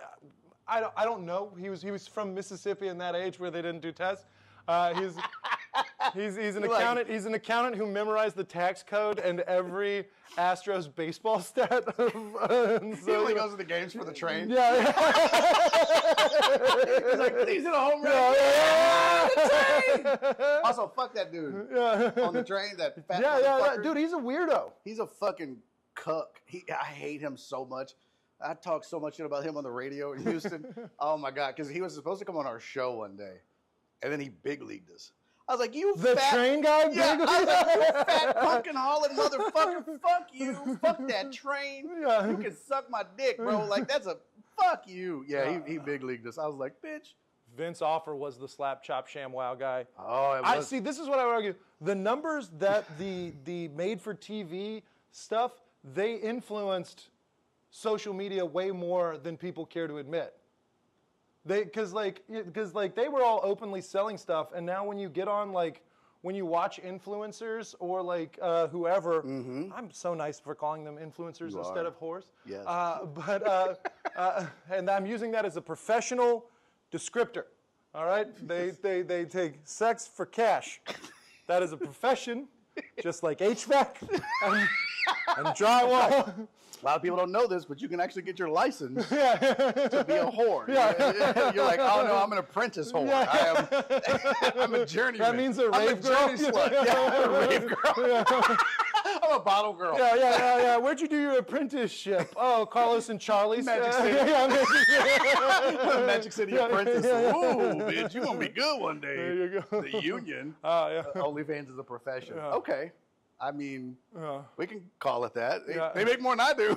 Yeah, exactly. 100%. OF is a profession, and I think that the slap chop, Billy Mays and Vince Offer. They kind of They set paved the tone. Yeah, that's true. The guys on that sold all the gold to the old people. You And know? plates. Yeah. That was a big part of it. I still do this. I have to tell my mom. She'll be like, she'll forward me an email. Hey, be careful. You know, this, that. Or she'll send me an email. She'll be like, can you believe the look? I'm like, Mom, Yeah. none of that is real. You have to stop Right. believing that shit. Well, Like, it's the worst. it's Elvis played joke. It's a touch grass issue. It's touch, Well, and it's a technology thing. They just, I don't know how many times I had gone to Andy Huggins' house to clean his computer. Because they will send him shit, and he's the demo that falls for it. Yeah. You wonder why there's still spam email? Because guys like Andy Huggins love him to death. One of my favorite human beings. But fuck, he's keeping that Nigerian prince in business. No, I live like 8 blocks away from Andy, and you know he's had the hip thing, and so like when I go to the grocery store, I'll text him and I'll be like, hey, oh, you're a good what do you person, need, big Will? dog? And he'll say like random stuff. He's like, I need Bic razors, Tic Tacs, And like, Hungry Man dinners. Yeah, Hungry Man. He loves Hungry Man dinners, man. man. I did that during COVID. I was so worried about him getting out that Yeah. I would go do our grocery shopping because you remember it was like just 10 feet apart, and so I would text Andy, be like, "Hey, I'm going to the store. Send me your list," and I would grocery shop, check out twice, and take him drive from here to his house. Montrose. Yeah. Put his groceries on the door, knock on it. Andy, it's me. Here's your groceries. I'm gonna leave. Yeah. You know, give me 30 seconds Yeah. to get out of the door. I don't want to get you sick. Yeah. That was fuck. That was my life for months and months. No, I just moved back to Houston, and then But Andy's everybody's grandpa, so we all take care. Dude, yeah, total Dallas was absolutely right. My dad lives with me. This was a joke. What you said sounded like a homeowner when you live with your dad. I was living with my father right when I moved to Houston at 30, crushing it. Yeah, that was so cool. I know that's I lived so twice. Well, one time Nora and I stayed with my mom when we were building this house and selling the other one. And I was like, I'll be homeless next time. I love my mom to death, but I can't live with her again. No, that's how I found a garage apartment over in Old 6th Ward, because like me and my dad, we were living together right when COVID hit, and then we watched all the World War II movies, and then I was like, all right, I gotta do something. Something's gotta happen. Otherwise, like I'm gonna murder my father. And if I have to build one more train track with him. exactly. He's like, hey, you want to read the encyclopedias? Well, see, no. it's a 501c3, which is a non-taxable entity, and great. You're like, Jesus Christ. Yeah. Bobby Dynamite. Oh, yeah, that's the train guy. There you go. Bobby Dynamite. Bobby Dynamite. Fuck that fat piece of shit. You know, the owner of OnlyFans is having a hard time selling it. Yeah. No one really wants their name associated with it. How, though? Well, didn't he get in trouble with something, though? Didn't he die? I think he died. Well, OnlyFans had the same. Do you remember Chat Roulette? Yes. So Chat Roulette was supposed to be Zoom before Zoom. And then like OnlyFans. Like, what was the other one? Omegle? Yeah. And OnlyFans was supposed to be like where you could like, oh, you get to meet The Rock. You get to see like The Rock's private stuff, and then it just became a haven for degenerates. You say whores. Yeah, they tried to. They still try to do like the what is that? Comedy, laugh at my. No, I've talked to a couple of people who have done it. They pay all right, but you have to start an OnlyFans. Like you have to end up being like branded out. Who with, did I like, know? Zayed did that. Zayed was Jesse, on it, right? Jesse Saldana. Jesse Saldana and a chick from Austin. Carly. No. Oh, fuck. What's her name? She's hilarious. She wears big glasses. She's fucking hilarious, man. I forget her name, but she did an OnlyFans comedy thing. And then she would just randomly post her feet. I was like, that's so fucking weird. We used Backpage back in the day. Oh, Jesus Christ. In the newspaper. You used to put out ads. That's so weird. That is so weird. Yeah. All right. I had something else I wanted to. Oh, comedy related. So I don't know if you've seen, I'm sure you have, but there's a big kerfluffle going on in the comedy community about two things. Crowd work, that's been a big thing that people are bitching about, and working clean. And the reason working clean has come up is because Nate Bargatze went to the Trump Trump's birthday party. Yeah. And by the way, everyone I was think we should call it UFC 250 Trump's birthday party? It because was. because and by the way, that's fine. Like, all right, so like I like UFC. I'm not gonna and you know I think it's interesting when clean comics work with known philanderers politically. I find that I think part of the problem, so that the chat and everybody understands what's going on. Trey looks different and funnier too. No, Trey's hilarious. Trey and I actually smoke cigars once every month or two down in the Heights because me and Trey have been on the road a bunch together. I love that guy. And I love Trey. Yeah, he's ridiculous. He goes, he's just like, well, I need a white perspective on this for a second, and I'm like, happy to tell you, Trey. That's how this started. Yeah. The patio shows. It was because he was like, I invited him up. I was like, man, we'll do it on the patio, smoke cigars and drink. He was like, okay. That's how this whole thing started. Yeah, Trey's great. But so the thing with Nate Bargatze is he would say he doesn't do political jokes. He doesn't get political, and he doesn't want to talk about politics. But then when you show up and you're taking pictures, and it's obvious what your political affiliation is. And I don't care, right? I don't care. But people are pissed. They're like, well, you're a piece of shit, and you claim to be a clean comic. And I'm like, wait, what does being a clean comic have to do with your political affiliation? Like, nothing, right? But it evolved into being clean sucks. Being clean is stupid. If it's like, I forget, but basically the comedy community is fighting over, should you try to work clean, or does that matter, and this and that, and it's kind of silly. There are better, like, working clean sells tickets. So, like, Nate Bargatze made a business decision early in his career that said, I'm going to work clean. And if you've seen when he sells out the fucking Titans Stadium, he's not just selling tickets to a husband and wife to go to a comedy show. He's selling tickets to Meemaw. He's selling tickets to the kids. He's selling tickets to everyone. And I think what leaves people mad about people who work clean is that they're still men. And I mean, like, Cosby worked clean, and Cosby told Pryor not to do stuff, and then, like, a lot of people today, they're like, oh, well, if he doesn't swear, then that has to go somewhere. So, like, where does he put his penis? Right. There's, stuff like that. And I'm not implying anything with Nate or anything like that, but, like, I think working clean is a choice. I think it's an interesting. A lot of clean comics are Christian comics that's how they choose to, interpret one of the 10 Commandments, like, don't use the Lord's name in vain. I as a Christian myself, I take umbrage with that interpretation of, I think using the Lord's name in vain implies vanity, and using it in a different way. Yeah. Meanwhile, wants to see Nate at the Toyota Center, but it's $1 million. Yeah, and I mean, so it's funny because I think it was W. Kamau Bell.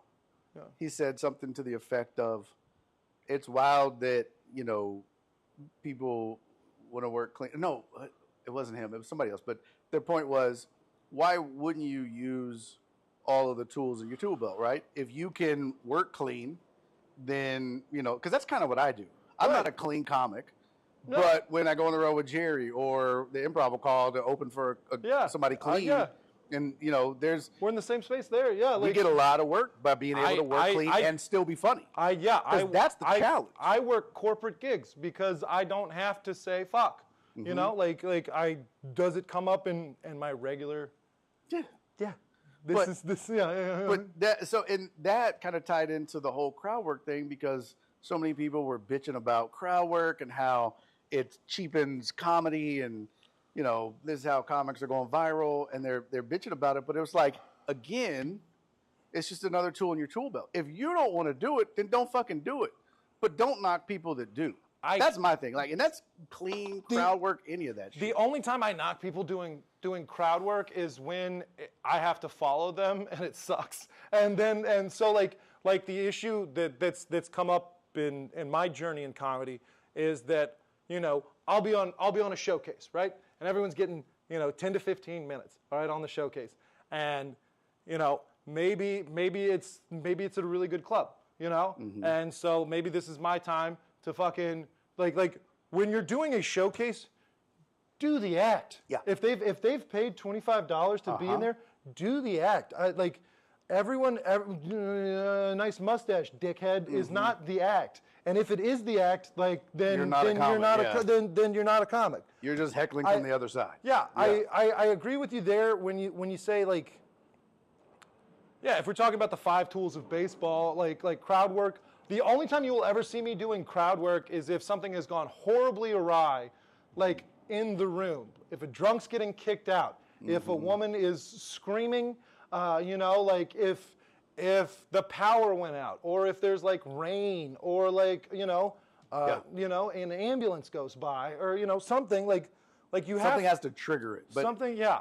I never did it. Jesse actually is the one that convinced me to do it.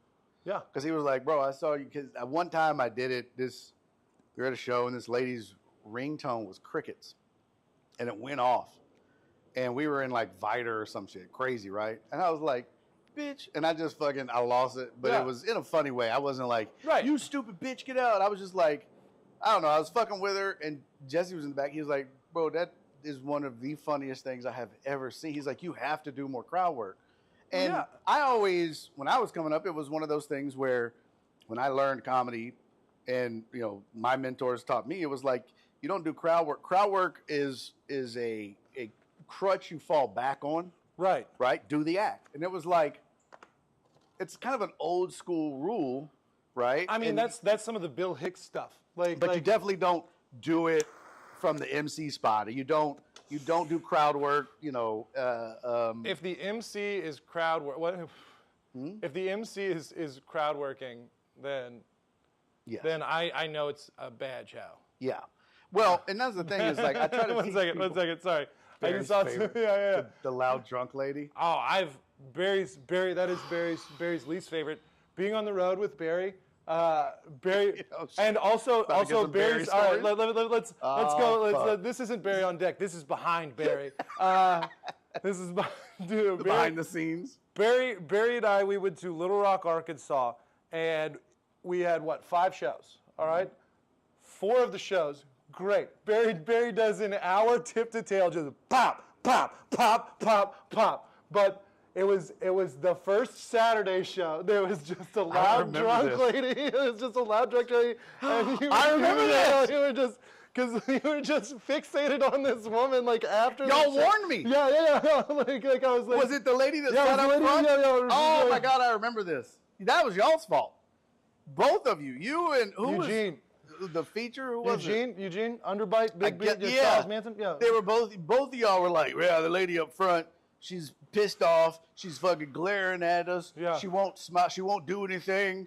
And then, and I got up because immediately when you told me that, it got into my head where I was like, oh, fuck this.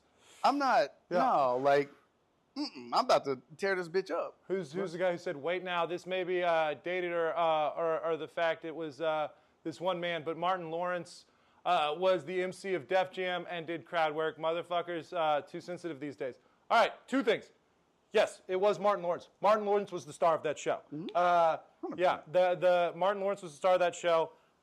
Also, you know how, all right, in movie school, everyone shows you all the rules of how to make the right movie, and then the best directors break the fucking rules. Yeah. So but you have to know the rules before you can break them. Like that's the issue. If you want to turn something on its head, you have to know where the feet are. Does that make sense? Mm-hmm. So that it is a dated reference, but also if you're a comic and you've never seen Def Comedy Jam, then you're not a student of the game. And also that would be like LeBron being like yeah, I never watched Michael Jordan. You go right. You excuse me? But but you got to remember too, Martin was hosting the show. And so he wasn't just going to go out and do a 10-minute set and then just bring up each comic like a normal comedy show. The Def Comedy Jam was a production, and you had to bridge the gap from one comic to the next. And Russell Peters was trying to push Martin Lawrence at the time because that was before he had gotten his movie stuff. So Def Jam had Martin Lawrence under contract for all of his other stuff. So they were letting him. It was more of a, this is Martin Lawrence, and here are these other comics, Right. to fill the time. So my thing on crowd work is it's always been like, I always thought it's lazy, right? But then, and I would agree with that. There are comics that don't go up with a plan. Big J. Okerson. They don't have a set. Yeah. But Big J has jokes, right? What I'm saying is, I'm not talking about known made comics. I'm talking about your average guys like you and me that nobody knows of, right? Right. And their material is mid at best. So rather than work on their material and perfect it and go up and bomb and eat shit until you get better, Right. they just go up and be like, oh, I'm just going to do crowd work for Right. 15, 20 minutes in the middle of a show. Right. And it's not even great. It's just okay. But they don't have a plan. Right. Because they don't have jokes. And so that's how I always viewed it. Because it was like crowd work is just lazy comedy. Right. Right? And I come from the Def Jam era style. Like I love that. Yeah. Like, trust me. But I would see guys do that, and I'd be like, this motherfucker he doesn't have the chops. He doesn't have the tools. Yeah. Right. So he's just like, yeah, what's up, man? Like, what do you, why you dressed like that or whatever, Yeah, exactly. right? That's a crazy shirt, dog. Yeah. Everyone see this shirt? And it's like, no. but to me, there's a difference. There's also like, I do crowd work, but it's like you said, it is triggered by something. So I don't just like when you say, hey, there's a drunk woman in the front row that won't shut the fuck up. I'm like, oh, I'm gonna fuck this bitch up. And she left, and her man stayed too. Her man did stay. I totally forgot that part. he was like, I paid for the tickets. He was like, I ain't going nowhere, motherfucker. Like, she stormed out. I gotta find that clip. But yeah, but that's the thing. Is like, dude, the first time I ever really did crowd work was at the wine review in Lake Jackson. Yeah. And the whole show, 45 minutes of my set, right? So every comic had gone on, and the crowd was just super disrespectful. I mean, everybody in the crowd. There was tables that were loud. People were walking by on the stage, and oh no, I've done. I remember. and I was like, you know what? It was like me and Kanice, Chris Rogers, which, by the way, Eber, great lineup. Yeah, Eber Ocho, I think was Almost a totally great lineup. But sorry, the sun's hitting me, and on the thing, I look like fat God, like just. it's not Buddha, but Bubba. No, yeah. My child, you need to go get me some corn, some grains. Yeah, absolutely. Dude, redneck writing the new 10 Commandments. Oh my, dude. Mind your paw. Mind your paw and ma. If someone waves at you on the road, wave back. Yeah. Exactly. That's hilarious. Hey, don't be hollering my name out like that. I have this bit I want to do. Hey, don't work on Sundays. I think I told you about this, but this bit I want to do about if we wrote the Constitution today, right? How would it look? I haven't done much with it, but I think that would be. It's kind of along those lines. It's like, dude, if we're talking bits like First Amendment. Oh my God. Yeah. What's up? This is a representative from Atlanta. How about talk shit, get hit? yeah, you can talk shit, but talk shit get hit, motherfucker. Yeah. Hi, I'm the representative from Seattle. I don't want soldiers in my house. That feels gross. Okay, Landon, we'll take that into consideration. Oh yeah, Donna said finish the Lake Jackson story. So, Sorry. all of these comics go up, and like crowd's not laughing, they're not, and these are good comics. They're funny, right? And so I was just sitting over there on the side, just seething at the disrespect from this crowd. And so I just had decided that based on what they did to the first 4 comics, they didn't deserve a good 45-minute headliner set. Mm-hmm. So I went on stage, and my opening line was, "It's good to be here. That's a lie." And bro, I just started like, you know what? You guys are the most disrespectful motherfuckers I've ever seen. Fuck, I wish I had the time to tell all of you fuck you individually, but fuck this half of the room. Fuck this half. It's all a lie. I posted it. But I literally, 40 minutes of a 45-minute set was me just shitting on the crowd. There you go. And they fucking loved it. I mean, Does that make you happy or sad? both. Yeah. I learned Happy I could at my do talent? It. Yeah, I learned. I was like, oh fuck, I can do this. Yeah. But also, it was like, this is what comedy is now. And Matt Rife made it 1,000 times worse. But like, that's what this is now. Like, they loved it. And one of my best lines I ever came up with is there was this table. This woman actually ended up being like on the city council of Lake Jackson. And it's a funny story. Back to Jesse Payton. He was there like 2 months later. And this woman that was in the crowd that I specifically shit on, like over and over, like she went up to him. She was like, "You were so great and hilarious. Do you know a comic with glasses? He's white, but he sounds." But he was like Barry. She goes, "He's a fucking asshole." He's like, "Oh yeah, you met Barry." She was like, "I tried to go up to him." It's a true story. She tried to come up to me afterwards and be like, she goes, "I think what you did was rude and disrespectful." I was like, "No, you're fucking rude and disrespectful. And if you'd have just fucking listened to the show, none of that would have happened. Right. But you had to show your ass and make it about you." She goes, "Well, I'm on the city council." I was like, "Well, then, bitch, you should know how to act in public." She did not like that. She stormed out. Oh my God, she was mad. But I was like, at one point, there was like, they had a table of like 6 of them. Yeah. And her friend was filming the whole thing. Right. And I was like, "Ma'am, are you filming this?" She goes, "Yeah." I was like, "Don't fucking film this." Yeah. I was like, "I got this. I'm filming it. All you bitches are going to be on YouTube, but don't film this." And she goes, "Well, I'm an influencer." Oh, yeah? I go, "Oh, well, would you influence her to shut the fuck up?" No, I was so proud of that goddamn line. I mean, and then at one point I was like, "Okay, do y'all want me to go back to jokes, or do y'all want me to keep shitting on this lady?" And the entire back was like, "Shit on her!" I was like, "This is fucking amazing." I was like, "Okay." Oh, brother, it was cathartic, dude. Absolutely. I wouldn't do it every time, but it was cathartic. No, you don't want to get stuck in that. And what I found is, if you're really good at crowd work, and I'm not saying I'm really good, but I'm good. Yeah.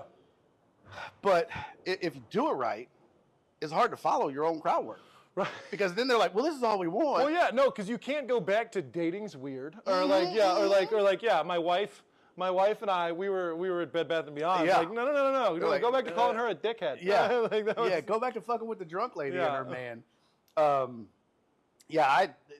I don't mind it, though. That's the thing. I used to be super averse to crowd work, but I think now it is a tool, and you should be able to do it 100%. because shit's going to happen. Yeah. Right?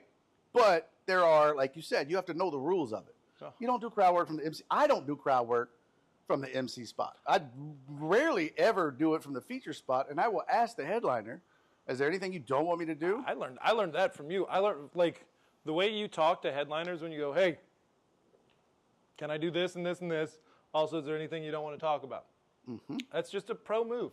That's a professional courtesy. Yeah. You know, especially because sometimes when bookers they'll book all of the same thing, Mm-hmm. which like I've never understood that, like from a booking standpoint, where they'll do I get a lot of work from like the tell it like it is Southern, you know, Yep.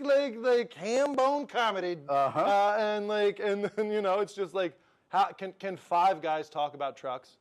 Right. Like do you really and also, do you really want 5 guys talking about trucks? Trucks Yeah, constantly. yeah. Well, it's like I think did I tell the story? No, I did it at the workshop. But like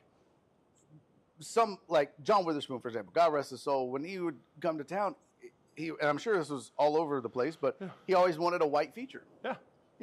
MC was fine. I got be to work black. with him in his last show in Memphis. I got to work with him. Yeah, It and was so cool. He was, he would always, so Huggins would always open for him, but then Huggins was out, so I did. But yeah, there's just like, because you can only get so many black dudes talking about the same shit in a row on a show. Same thing with white guys. Yeah. If you get 4 middle-aged married white guys, guess what the show is going to be about? Yeah, exactly. So yeah, it's like, "Hey, dude, is there anything you don't want me to talk about?" A lot of times guys are like, yeah.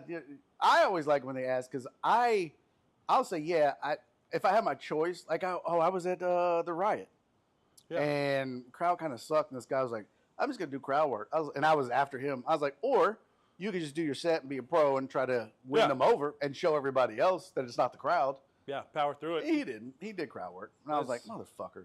Let's 1 second. Sorry, someone said Martin Amini and Mojo on YouTube. Martin Amini and Mojo, is that just crowd work? No. So Martin Amini, he has some stock lines that he does to set up stuff. So like actual crowd work, like some people have. I would say there's a difference between audience interaction and crowd work. Like sometimes, like I'll do a setup where I pretend not to know a word.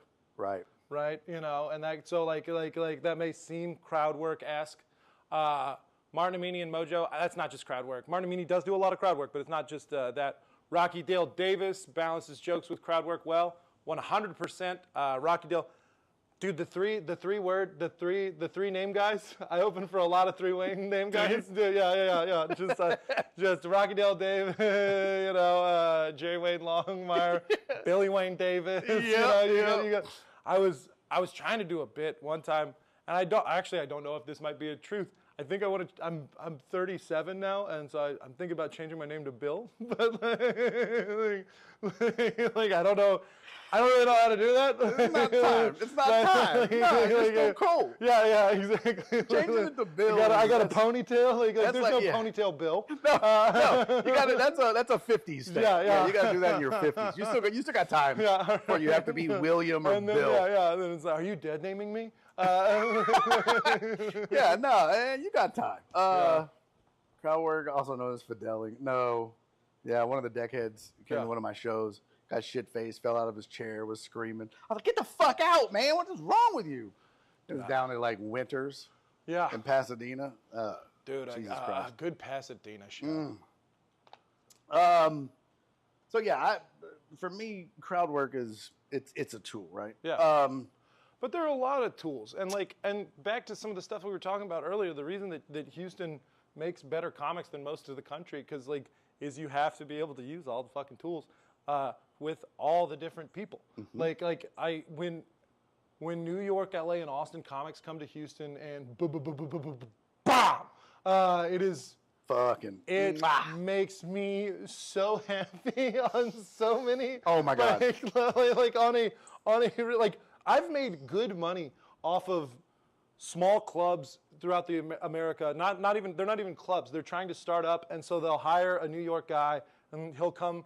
And he'll shit on the town, and then they'll hire an LA guy, and he'll come and be too good for the town and try to find coke in Iowa, and then and then they're like, oh, who should we look to? And it's like Will Loden, and then they're like, hey, can you just be nice to us? I go, yeah, that's what I do. That's what I do. 100%. I don't go out planning on being mean to an audience. There's a balance, man. You can talk shit about the town, but you don't have to just shit on it, right? But also fun stuff on the town. Like last time I was in Lake Jackson, I think I was opening for you or something, and I got to riff the bit. I go, Lake Jackson, this is the most goth chicks married to blue collar guys per capita in the world. That was so funny. It's just that was a show I did nothing but crowd work. Yeah. But it was warranted. Yeah, exactly. Yeah. Because you had a good set, but they weren't giving you anything. Yeah, exactly. No, I got a laugh from that, and then it was one of those ones where, and sometimes this, I had this in Uvalde on Saturday after the Spurs lost, where it's just people in the crowd, they're drunk, and they're just this is a conversation now. Mm-hmm. And you're just all right. Because there was this one, and this is what I feel bad about for some of these people. It's a sweet lady from a small town who's never been to a comedy show before. And so she's I'll be trying to build tension with silence, how comics do. And she was just go on, baby. Bro, that is infuriating. Yeah. Because it's you know what? Just shut the fuck up. Yeah, that's that show in particular. I remember that was that Chad and Friends show.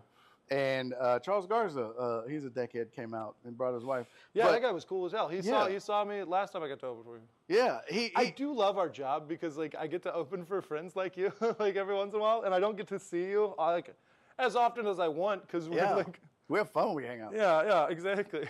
It's always great. Yeah, that one, I think I did a 45-minute set. I probably did 3 jokes. Yeah. But I just literally was going person to person. Yeah. And fucking with them. And then I think I was telling the story on the show, but there was a guy. Remember that dude in the back in the wheelchair? Yeah. He was in a motorized. He was in a motorized. Yeah. What did he have? I didn't know what he had. Was it like cerebral palsy? I think it was probably CP. I shouldn't call it that. But like he couldn't talk. He said his name was Jerome. Yeah. I was like, bitch, you're a liar. Like I was roasting him. Yeah. and at first everybody was like, I can't believe. But I was like, fuck yeah, he's laughing. Exactly. I'm not gonna exclude that. What's he gonna do? Drive up and fight me? I think that's one of your things. I think that was one of the things. But again, that He's goes. laughing or choking. I can't tell. That was another one of the things. I think I did say we were going to Yeah. raise money to put some elbows and vogues on his scooter. Yeah. But you know, like that is an example of have the tool in your tool belt and only use it when it's necessary. Exactly. And at that time, I was like, if I try to do 45 minutes of jokes, this is going to be excruciating for me and them. Yeah. So instead, I just had a conversation with the crowd Right. for 40 minutes. Yeah. So I guess So it's a tool, and you can use it, but much better to be a warrior in a garden than a gardener in a war. Right? Oh, there you go. Is that a made-up saying? No, that's an old fuck. Japanese. Is it? I thought Yeah. you were following the rule. No. I think that was. That sounds like one you'd make up. Dude, all right. So if we're doing a hack premises from the World Cup, the goalie for the Japanese team he's a mixed guy from America and Japan, and his name's Zion Suzuki. I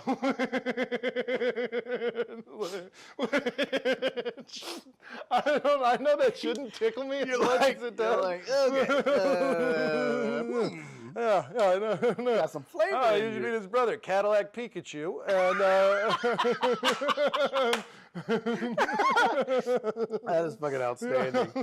Oh my god, that is so great. What are you doing next besides Fredericksburg on July 11th? I'm doing Fredericksburg on July 11th.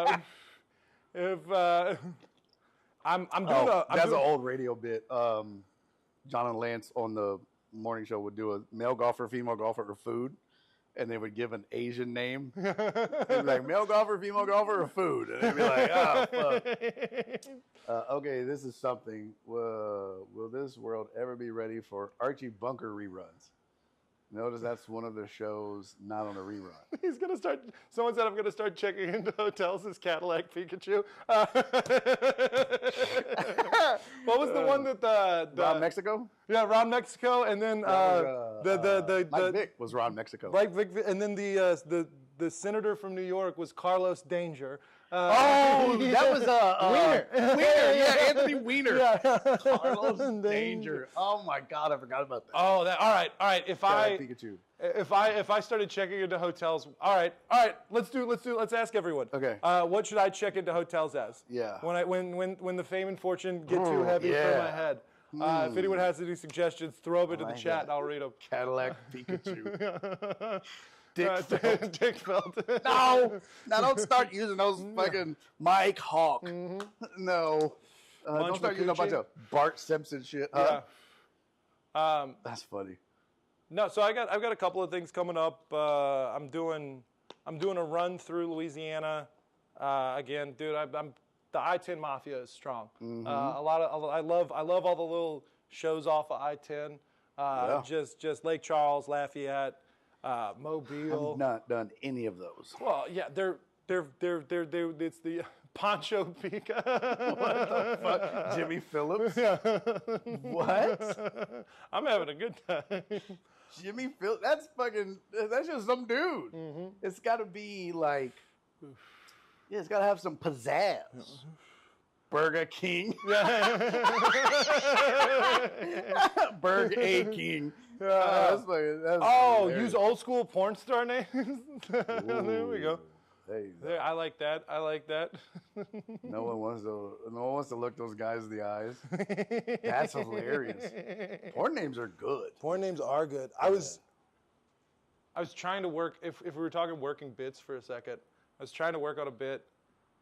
Peter North. I don't know who that is. Nor Ron Jeremy. Who are those guys? Never heard of them. Yeah. What? That's crazy. I was trying to work on a bit where, because I was cooking the other day, and I used the stove. I used the back left stove eye. Never use that one. But You're like, you know what? so I tried to pretend like I was like a coach after a game, after the meal, and just like doing interviews. Well, we decided to go with the back left Stove eye today. You know, he's been real good when given opportunities with reheating, you know, and boiling tea. You know, and frankly, we've been running front right way too hard, and front left's on injury reserve because I got blackout drunk and melted some plastic on it. So until I get some solvents from Amazon, he's on the IR. I like that. Yeah. I love that. What is this? It's actually Vertigo Keys. Vertigo. Fuck you, Cece. She does this all the time. She'll post shit in Spanish that I don't know, and then I'll read it. And I'm like, and then what you're did I like, just what did I- say? yeah, And exactly. everybody's like, you just said you want all the dicks in your mouth. Like, don't even try it, Cece. God damn it. Oh, all right. Say what you want. Idioms for homosexuality. The best come from Spanish and Southerners. Like, you know, like Yeah. how Southern guys, when they're just like, yeah, you know, that boy, he scratches his lottery tickets left-handed. That's so true, man. Like, They don't want to say it. Yeah, but, yeah. Oh, God. Yeah. And then like you'll be on a job site with a guy and you'll like put into Google Translate what he said. He goes, "The man who sits on an egg but can't break it."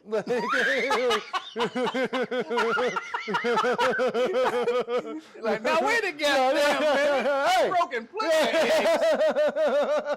Wait a minute. Oh, that's fucking funny, man. Oh, well, this was fun, dude. We was got to do great. this again. I'm always down. Bam. Yes, thank you Always, for yeah. coming up. I know the chat enjoyed it. So how can they follow you and keep up with you? Because they will. Yeah. These guys, I love the Deckheads, man. They will support. They'll follow you. They'll come to your shows. Dude, Some of them go to more shows from other comics than me. Fucking ass nods. But how can they follow you? You can follow me on Will_Loden on all forms of social media except for Facebook, where I use my government name, which is William Lynn Loden Bill. Jr. Yeah, which is Big Will Loden. Yeah. The Willie. mattress king of Amory, Mississippi. I will be in Arizona in August. I will be in Arizona. I'll be in Phoenix, and I'll be doing some golf stuff, and I'm trying to set up the shows at night. So I'll let you all know. Yeah. If you need do you have contact info for Laughs? Nope. I got you. Perfect. Yeah. Laughs was pretty cool. I recommend. Are you doing that run from Inn of the Mountain Gods to the other one? Or So is this, I'm no, you said it was doing for golf. all the golf stuff. So like, Oh. yeah, I'm doing some really nice golf courses. Do you golf at all? No, I've gotten into it. I got the job 3 months ago, and so I've been hitting the range and like Trying to playing learn. putt just so I don't look like a weirdo. Dude, get on YouTube. YouTube has there's some amazing instruction on there. Yeah. Just like basic shit, and yeah, I was like, damn, I wish when I was learning to play that this existed like it does. 'cause I it's drove. great. I used a driver, and I drove a ball 200 yards like for the first time, like, and I was like, oh, Fuck let's go. yes, 100 that way and 100 that way. It still counts. I am in Tulsa quite a bit. I work with a lot of the Don't Tell people in Tulsa, and Yeah. then I'm up. I usually rock the SEC, and I know the Sooners just got in, but you know I'll be up in Tulsa soon. Yeah, well, Heartthrob will come and hang out. Just make sure you follow him, Heartthrob, because he's really way better than I am about posting dates and when he's going to be there. So, yeah, Heartthrob will come out and see you for sure.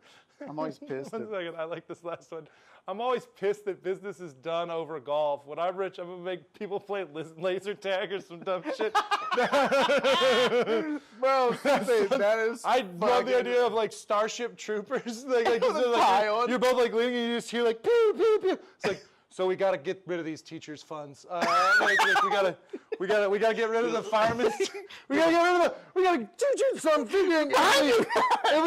If we use crypto with the fireman's pension. Frisbee golf. Oh my god, that is hilarious. That would be great if you just did like, yeah, you want to get around to golf, be like, yeah, and it's putt putt. Yeah. You're like, all right, well, meet me at Malibu. We're gonna Express. play. Like, Well, yeah, what? yeah. We're gonna play around. Yeah, meet me at the Fun Express.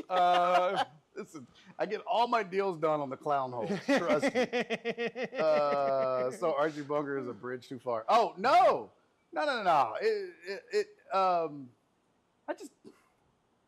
I don't know a lot of Archie Bunker stuff. You don't? No, like I'm familiar. Yeah, he was OG. Yeah, he was like. No, he was one of the funniest old guys. Well, he was like a curmudgeon, right? Yeah. He was racist and sexist and homophobic and all Well, of if I those can things. recommend, go ahead and watch the Kill Tony special. If that's what you're into. Yeah, Kill Tony's just like a short, gay Archie Bunker. That's all he is. That's so funny, dude. I hated that fucking special. I didn't watch it. Trash. I work with Tony Hinchcliffe a lot, and so I'm gonna take the Jesse Payton. Do it. Yeah. No. I don't. Yeah. Dude, that was the worst hour of hack open mic comedy that I have ever seen in my whole fucking life. Like, it was so bad that even the crowd that was there to see him, because look, there's a thing in comedy where once you hit a certain level and you build up a huge following like Tony has, or any of these comics that you see, right? It's easier because when your crowd comes to see you, they laugh at whatever you say because they're just happy to be there and to see you perform live. So you could, you don't have to have killer shit and you'll still have a good show. It's bad when you do a fucking Netflix special in an arena and you could fucking hear his tennis shoes squeaking on the stage. It is like, it was brutal, bro. Brutal. I was like, honestly, it felt like an hour-long open mic set. Yeah, that's. I was like, did he even work on this shit before he did it?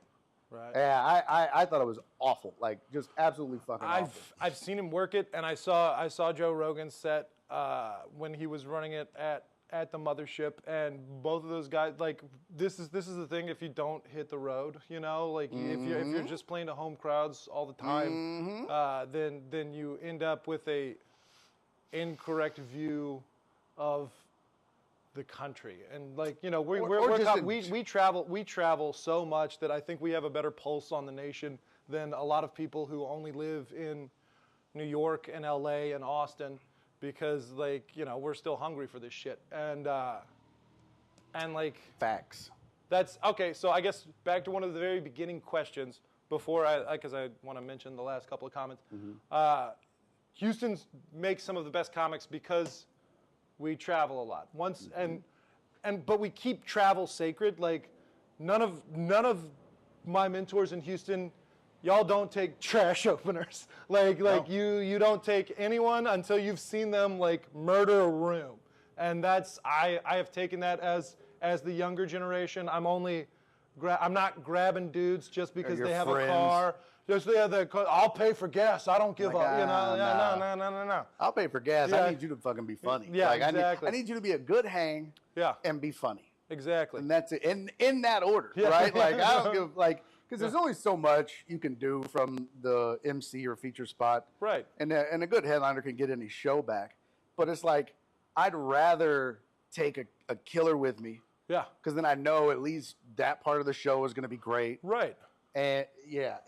That whole cheat code shit, like I posted about this the other day, but you got so many motherfuckers that I see that will go on the road and just take just trash comics to open for them. And I'm like, that's just a sign of weakness to me. Yeah. That is literally a sign of weakness. Yeah. So yeah, I'm glad you're not doing that. Like no. The guys that I take on the road to my little little bullshit, they're all very good too. So I learned that from y'all. Let's read these last ones just because this is fun. First off, all right. Also, this is a funny sketch idea too. Just instead of golf, doing pogs. What about Magic the Gathering? Yeah, just oh my god! I tap 2 forest greens to raise a woodland elf. Speaking of, here's the thing. I'm gonna give you 150K. I need 20% return ROI by the end of next month. If you've got it like that. As you're dressed as a wizard. Yeah. I've never played Magic, so I have no idea how to. Dude, Harvey Coleman skits from the old Carol Burnett show. Harvey Coleman was that was my favorite because Tim Conway was my favorite. Tim Conway was great. Harvey Korman was funny, but Tim Conway was like, wasn't he the shorter guy? Yeah. Harvey Korman was he was the one in Blazing Saddles. Yeah. Harvey Korman was yeah. Tim Conway for Headley. Yes. Headley Lamar. Yeah. Oh God, Dungeons and Dragons business meeting. Oh yes. Oh, Dungeons and Dragons. All right, thank y'all for being here. Please roll for stats.